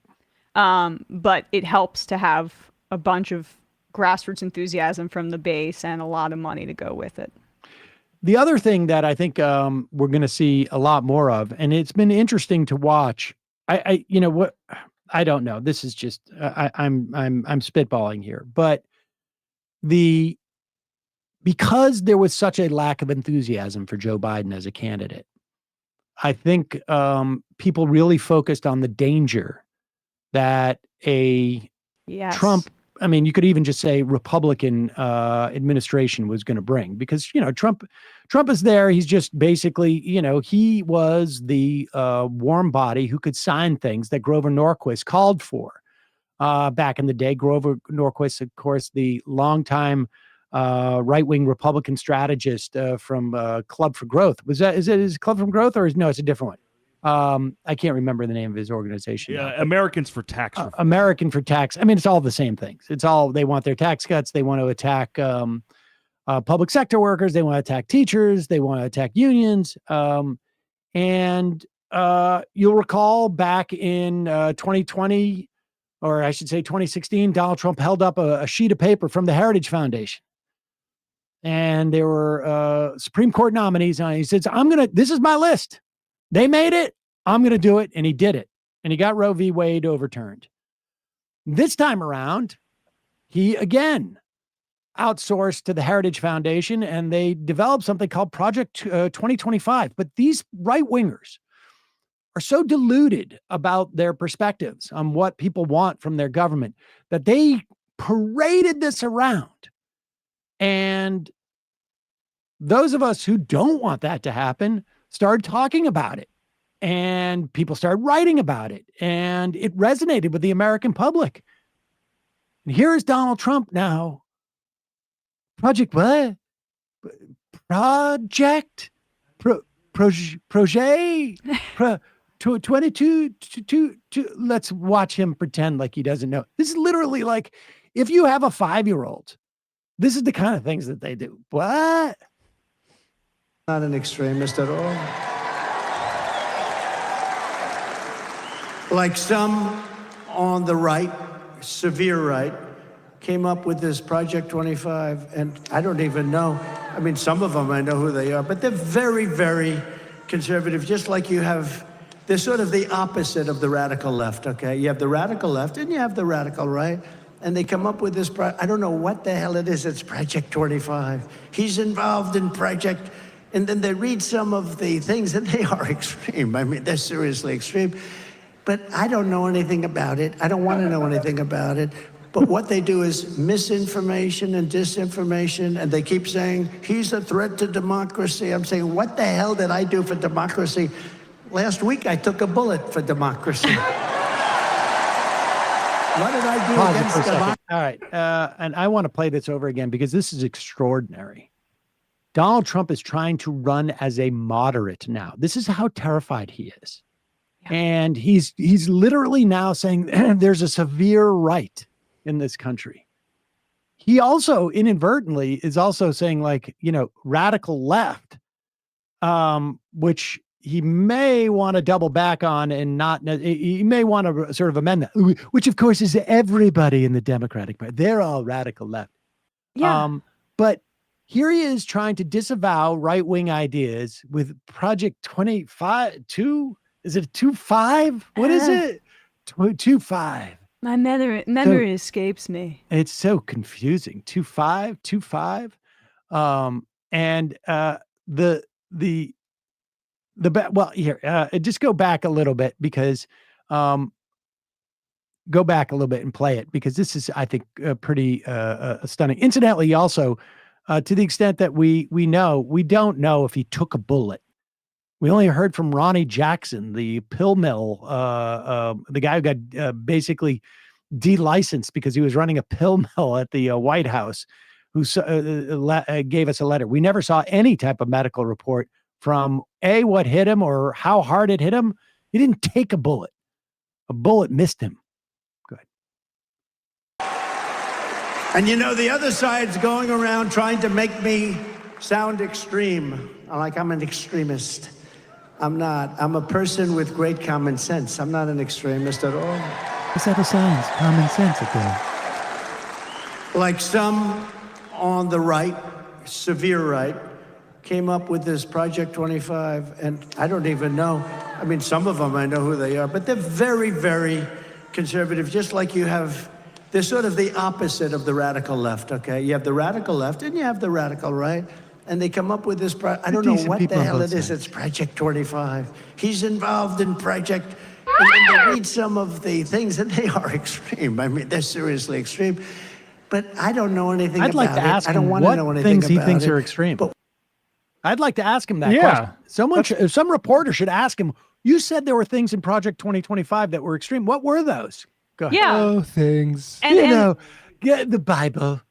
No, not the Bible. I love the Bible. 6 former Trump cabinet secretaries. Well, wait a second. We'll go through this in a second. Okay.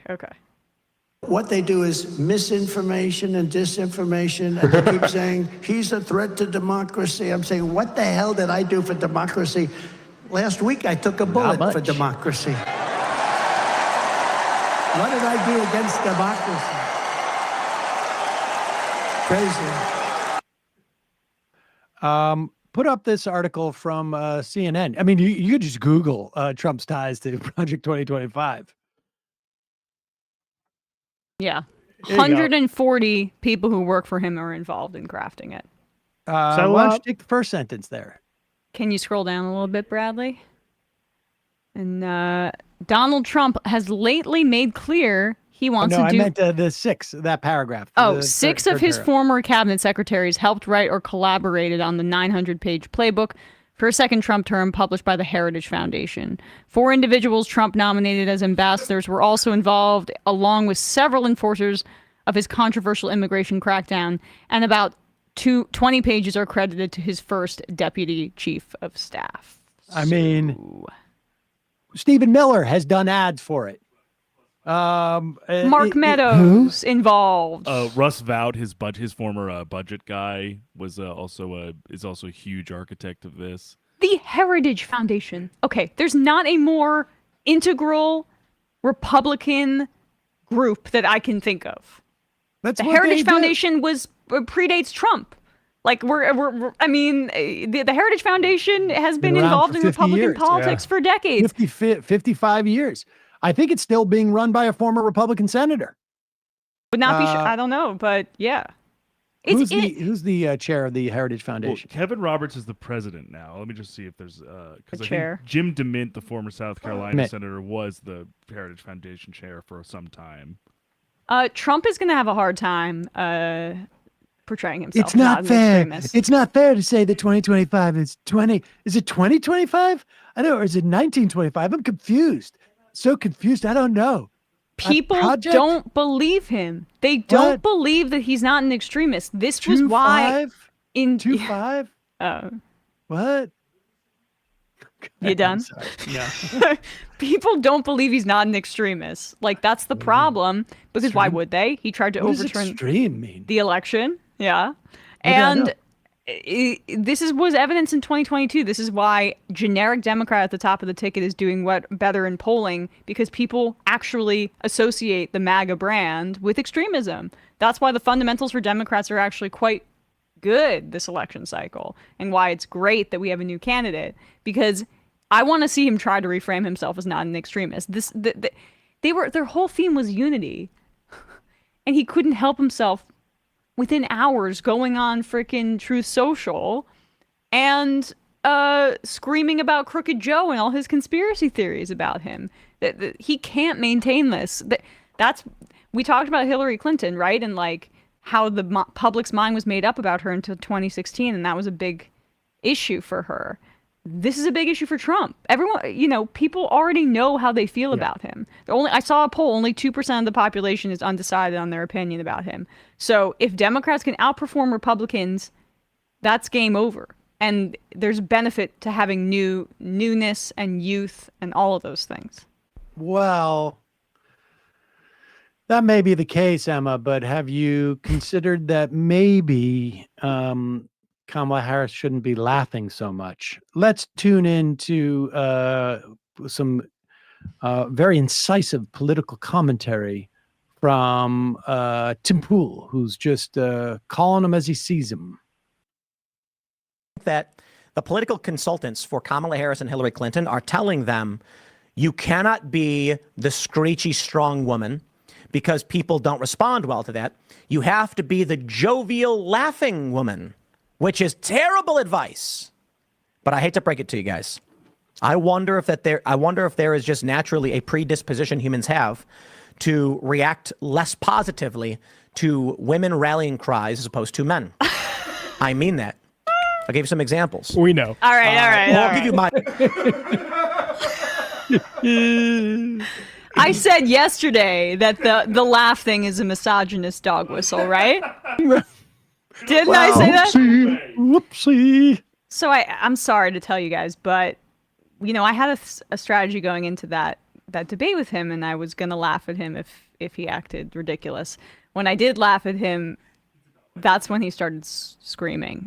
This is why you guys don't get invited places. We're not having real conversations. That's when he got super red. There is something, first of all, like Hillary Clinton. Yeah, that was part of the issue, bro. She can't. She was. I really have so many issues with her, from like a Iraq War support, Wall Street ties. Corporate vampire. Hated voting for Hillary Clinton, but the sexism issues were real. She couldn't laugh because it was inauthentic. But then when she would try to rally, she's being screechy, she's being aggressive. He's describing the outcomes of sexism and why they need to be overcome. But he's basically saying, well, there's nothing you can do because either you're screechy or you're too giggly, and we're going to criticize you anyway for it. Yeah, bro, that's the problem. It's because you have an issue with a woman being in a position of authority in front of your eyes. What's always great about Tim Pool is he takes his perspective on things and then says it's actually the world. I want to remind Tim Pool that Hillary Clinton lost by 70,000 votes over the course of 3 states in terms of the Electoral College, but millions of more people voted for her than Donald Trump. In fact, Joe Biden won with less of a margin across in terms of the Electoral College, in terms of like 40,000 votes that could have swung the other way in the Electoral College. So they're actual, like, in terms of like them appealing to humans, it's you projecting on to the rest of us your misogyny. Go back and let's hear him explain again how, well, it's a mistake to tell her to laugh. And it's also a mistake to tell her to be screechy woman, because actually people don't trust women. And by people, I mean, Tim Pool doesn't trust the women. Because somehow we've had women leaders in other countries around the world many times over. It's just that religious fundamentalism in this country has carried the day, and the patriarchy keeps people out. So instead of railing against that, Tim's just like, it's just a fact. You know, I mean, if you want to be a high value guy, you got to realize that women can't rule the world. Tim. Really is, though. I don't think it's a mental disorder. I think that the political consultants for Kamala Harris and Hillary Clinton are telling them you cannot be the screechy strong woman because people don't respond well to that. You have to be the jovial laughing woman, which is terrible advice. But I hate to break it to you guys. I wonder if there is just naturally a predisposition humans have to react less positively to women rallying cries as opposed to men. I mean that. I'll give you some examples, or I'll give you my experience. So I did a nonprofit fundraising. Almost all of you know this. And there were two characteristics that served men and women, respectively, individually, very well. You weren't allowed to say this in the office. You were just supposed to try and give people the best understanding of how to fundraise through a sales pitch. So they'd give you these scripts that you'd read verbatim. Hi, my name is so-and-so. I'm with insert group. Did you know of problem? Problem does thing. Then you have to give a sense of urgency. If we don't accomplish this, bad thing happens. The ask. Now you need to give me money. Boring and doesn't really work. It works in a flat line, like EV positive way. Expected value, meaning like if enough people just read it, you'll make a little more money than you lose. But if you really want to teach someone how to do sales and how to pitch the American people and inspire the masses, well, if you were a guy, if you were tall, congratulations. People just signed up. And if you're a woman, which one do you think that was? And this is funny because I'm going to get offended by this, but no, it really was big breasts. And it's not meant to be crass. Oh. Fact is, in all the offices I've worked, which is, let's see, 1, 2, 3, 4, five offices, 5 different offices doing this job with different rotating staffs and things like this. There was a through line of women with large breasts. Again, not to be crass, would raise a lot of money. They'd go out and they'd come back and be like, I signed up 10 people. And it's like, I wonder why. Tall guys, same thing. Men and women react differently to men and women. And I think that's an important point to be made. Again, not to be crass, but what I'm saying is, if you get like AOC, when she went up on stage, pulled her hair down. I mean, this guy is so stupid. It's unbelievable. Can he not jerk off on air? It would be nice. I mean, it's Billy Mays is 5'10", by the way. It's such an imperceptible motion beneath the table. I mean, but enough. Let's just like I just for the sake of just showing how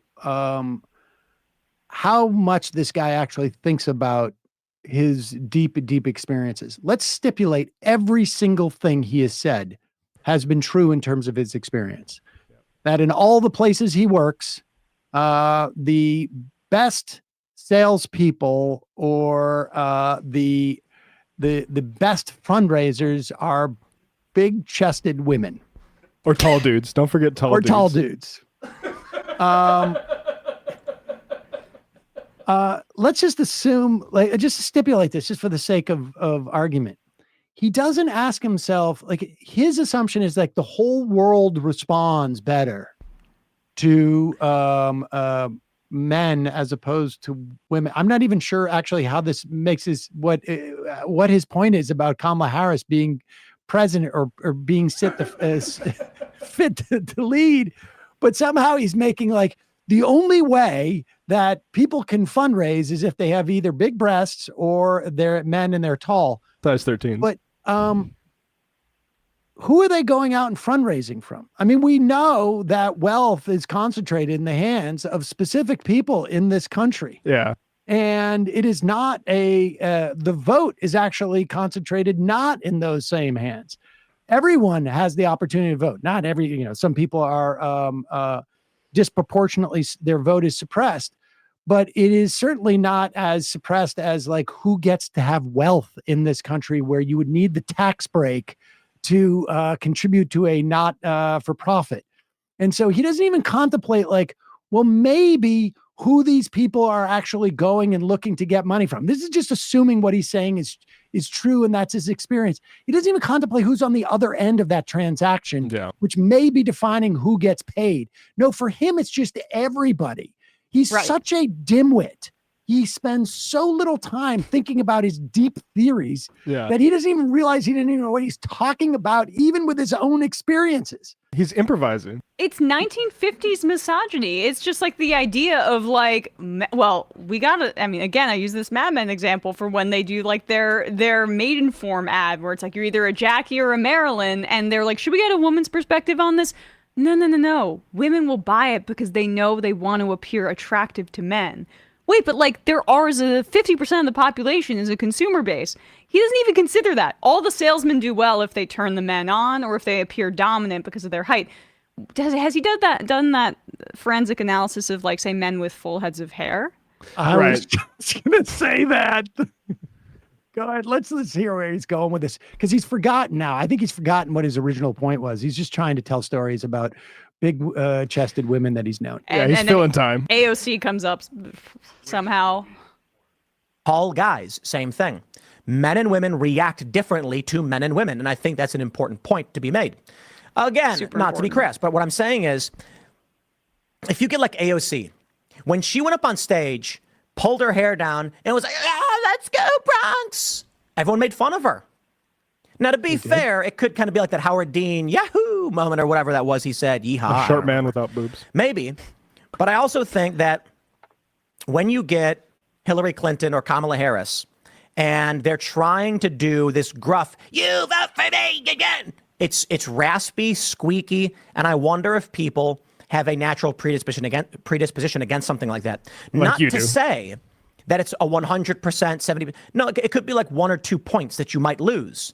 Whereas with a guy standing up and saying, I'm telling you now, I will make sure China pays. People are going to be like, oh, that's a strong guy with a deep voice. And with Hillary Clinton, she sounds like this. And Kamala Harris, I'm going to do this. It's like, I think that there are really, it's probably people who don't pay attention a lot to politics, and they have an emotional reaction and expectations, and these things are ingrained in us. Dare I say, I would describe this as inherent Hillary sexism. Clinton got 3 million more votes than Donald plays a huge Trump. role. You idiot. Yeah. Your entire Inherent theory sexism. is based upon your own imagination. Yeah. And he's naturalizing he's just naturalizing hierarchies, which is exactly what right-wingers do. He's naturalizing things that we have evolved from as a society. We are still in growing pains. Yes, there is still sexism. Yes, there will be voters that will hear Kamala Harris and, whether they understand it or not, will not vote for her because she doesn't appeal to them because she's a woman.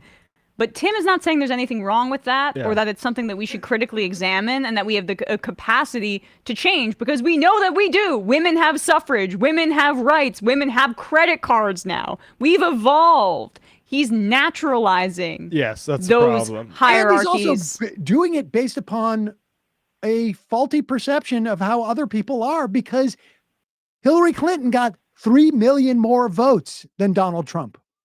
Yeah. That's just a fact. His With all her entire theory issues. is based upon her getting less votes, and she got more votes. It's not, his theory's not in societies with electoral colleges, people respond to women differently in specific states that they don't campaign in. He's making some universal decree based upon numbers that he doesn't even seem to be aware of. Ahead of Claudia Sheinbaum getting elected president in Mexico, there was all the same sorts of things being like, what's going to happen because, Mexico, very macho, the macho Machismo. man. Yeah, Machismo. machismo. And yeah, it's all, idle, speculation. We've had in Germany, in England, Italy, fortunately not recently in France, Argentina and Mexico. I mean, Israel. I mean, somehow, all of these places must be outside of society, including the United States, incidentally, where, again, 3 or 4 million people more voted for Hillary Clinton than Donald Trump. I'm remembering Joe Crowley when AOC was challenging him, saying, "I can't help that I'm white." So it's very quickly, once they realize that it's an advantage, it actually might be a liability to just be what Tim Pool seems as the standard tough guy talking like this. He's very tough. I can't wait for this to age. Like, the most analogous situation is Jacinda Ardern, right, who took over late in New Zealand to get elected to be president, and she had a pretty good progressive presidency, did well under COVID. So if that's the case, I'll take that example. I am a bad person because I said an hour and a half ago, it's too early to take calls. Now it's this is why you guys don't get invited places.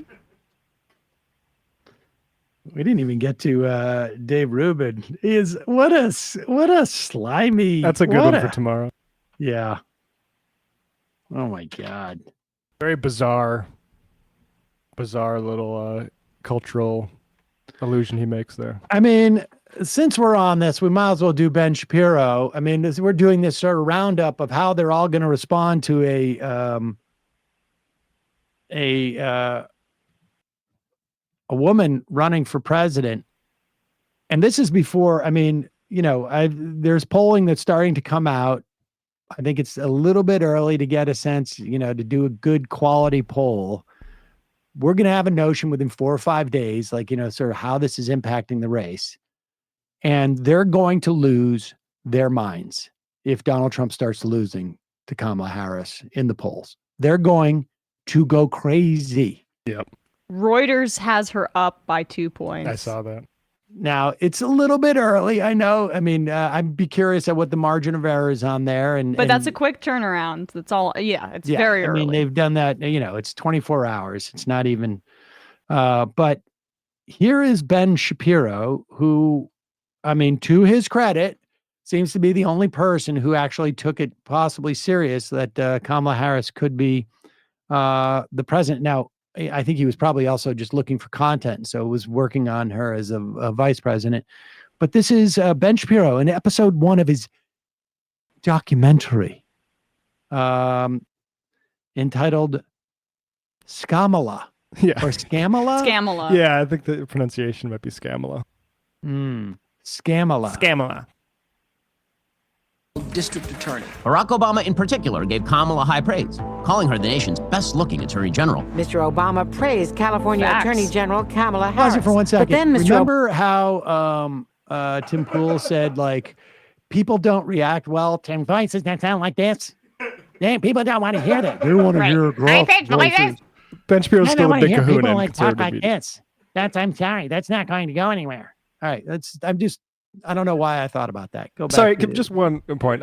I like attacking Kamala over scams when Donald Trump is your champion. Yes. Yes. I also like, I don't know where he's going to go here with Obama calling her hot. Rare slip up by Obama, who's usually pretty composed, but he's speaking truth. She's, I can say it.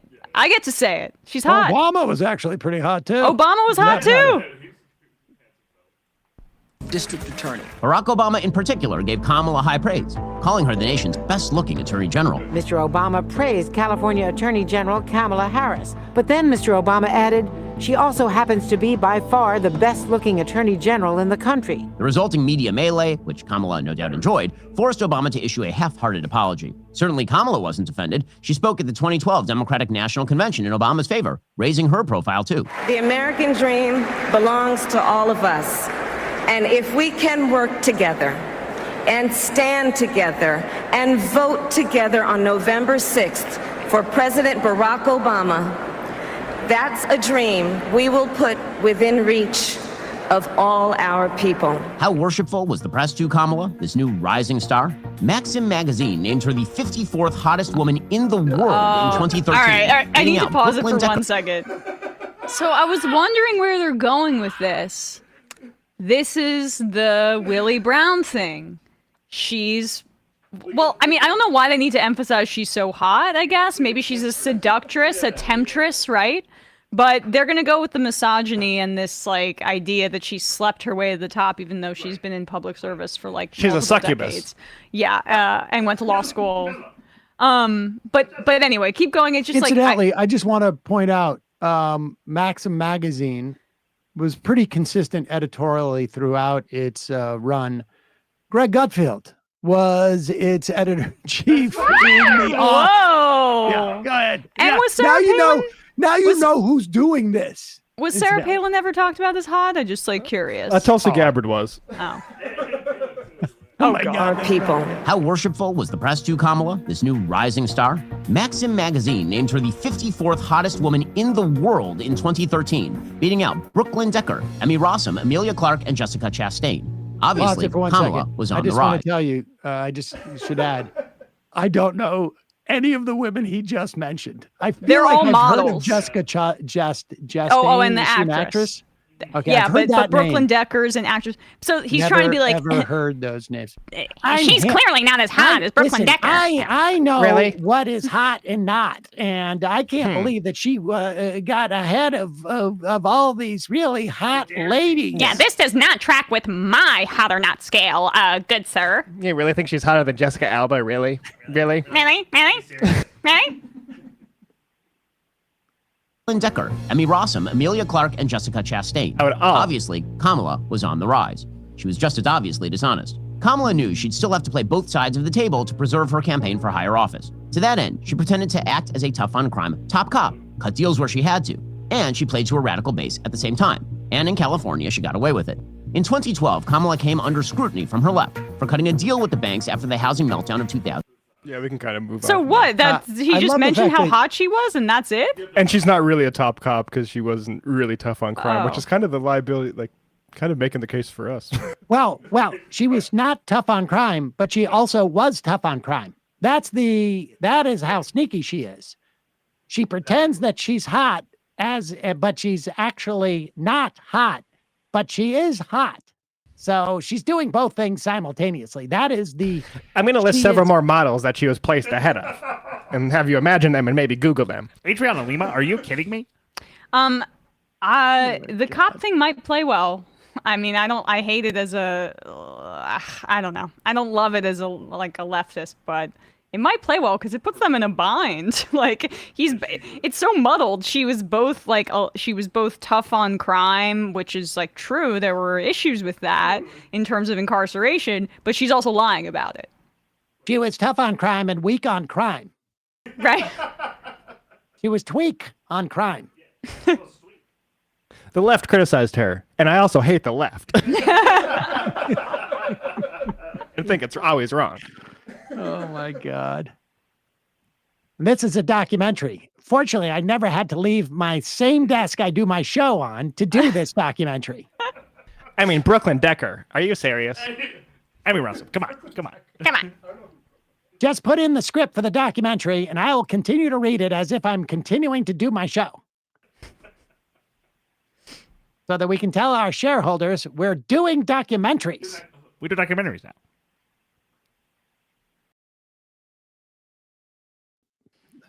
Wow. Let's do let's give people are gone insane. We'll do the Kirk thing when it develops into a full-blown theory that they have that Joe Biden's actually been dead for like 6 years. All right, we'll read some IMs. We'll get out of here. I know I screwed up. My time management skills are not good. Part of the problem is because of women. Because women exist in the world, and therefore I can't get to the phones on time. I did interrupt you to speak a few times. I'm sorry about that. Yeah, she was 7 places. Inappropriate. She was 7 places above Shakira. I mean, no, it's the biggest crime of the century. Oh yeah, what is it? Is it Christy Nome? We never talk about how hot Christy Nome is. Totally irrelevant. Completely irrelevant. Oh, incidentally, the former president who I support says his daughter's hot. Right.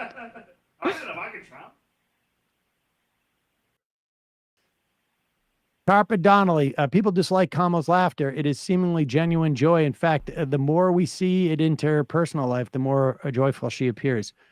Kamala's good luck charm. Not sure how accurate, but I think they're predicting Kamala may have an Obama 08 landslide. Please let this be a lesson to Kamala. If she and her administration fail to push a real progressive agenda through, the whiplash this country will go through will be felt for decades. Well, we got to win first. I think it's a little bit early. A little early. To be. I would say, though, if she does win, I hope she's better than Barack Obama and doesn't turn her cabinet over to like banks. Agreed. Yes. I think the party's in a better spot, hopefully. Definitely. Brooklyn Best, can't wait till one Republican slips up and says the quiet part loud. Steve CJ, picking and screening candidates for your ticket based upon race, ethnic background, credentials is a normal occurrence. People are aware of racial disparities, and even if it's a virtue signal, it buys votes. I mean, Barack Obama picked a old white guy. Yeah. Because of that reason. Yes. Monsieur. Thinking that racism will turn off the majority of Americans, the same delusion that liberals had in 2016 when Trump called Mexican rapists and murders. But go off. Keep believing this country is less racist than it is and pretending that the Democratic Party is not controlled by its white majority, or as Sam would say, the majority of its constituencies. Well, what happened with Obama? First off, I'm not sure. I'm not sure that racism will turn off the majority of Americans. I mean, I think there's a lot of Americans who are geared up to vote for the Democrat, period. And yes, I think that Americans, it may be 49%. But yes, I think that Americans are turned off by racism. Again, Hillary Clinton won by 3 million votes. Barack Obama won. I mean, Obama would still be president if there weren't term limits. The Democrats haven't won in the 21st century. I mean, I know 2000, I get it, but without a person of color on the ticket. And I will also add that, like, look, I'm not saying that racism isn't here. I'm not saying that systemic racism isn't here. I'm not saying that people, the vast majority of people in this country, including a decent amount of folks of color and black people, practice white supremacy.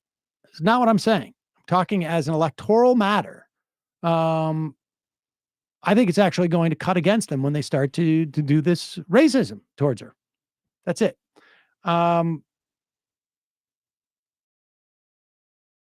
Democrats lose white people every election. They get a minority of the white vote. John from T-Burg. Can't do ears only for today's show. Only difference between Ben's clip and Emma's impression of him is the background music. International Socialist. Sam, Tim Pool's obviously desperate to have Stormy as president. All right, 4 more. Vermont Ben. 2/3 of the Vermont congressional delegation has endorsed Kamala Harris. Can you guess which one hasn't yet? Why do these psychotic men make their personal issues the rest of the world's problem?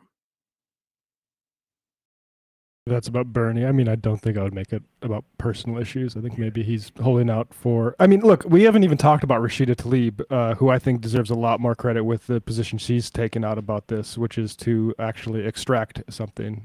Yep. Tim Pool's ladies' man, JD bombed at a rally and looked like a total loser. I think we played a couple of clips of that. All right, 3 more. Oh, Skibidi-Get.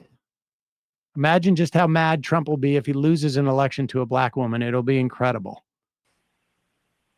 Lobster Paw. Is this me? I just had my first HRT appointment with a nurse practitioner before the show and have a prescription already. I want to thank you all so very much for covering trans issues, and especially Emma for wearing your heart on your sleeve and making me feel less alone in my distress.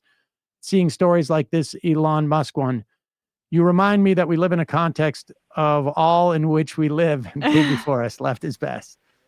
And the final I am of the day, Ryan the Mainer. Emma, with the new RM Brown drop, quote, you put your testicles on people's bodies.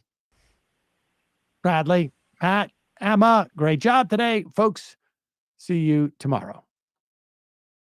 It might take all the strength I got to get to where I want, but I know somehow I'm gonna get there.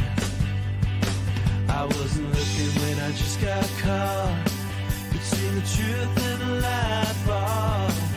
But finding out won't make me feel any better. Yeah, I know the clock is ticking, but the meds are gonna kick in, and my pilot light's shining bright. I guess somewhere the choice was made for the option where you don't get paid, for the road that bends before it finally breaks you. I guess somehow I lost my drive between the 101 and the 5. Do you know how far the detour takes you? Yeah.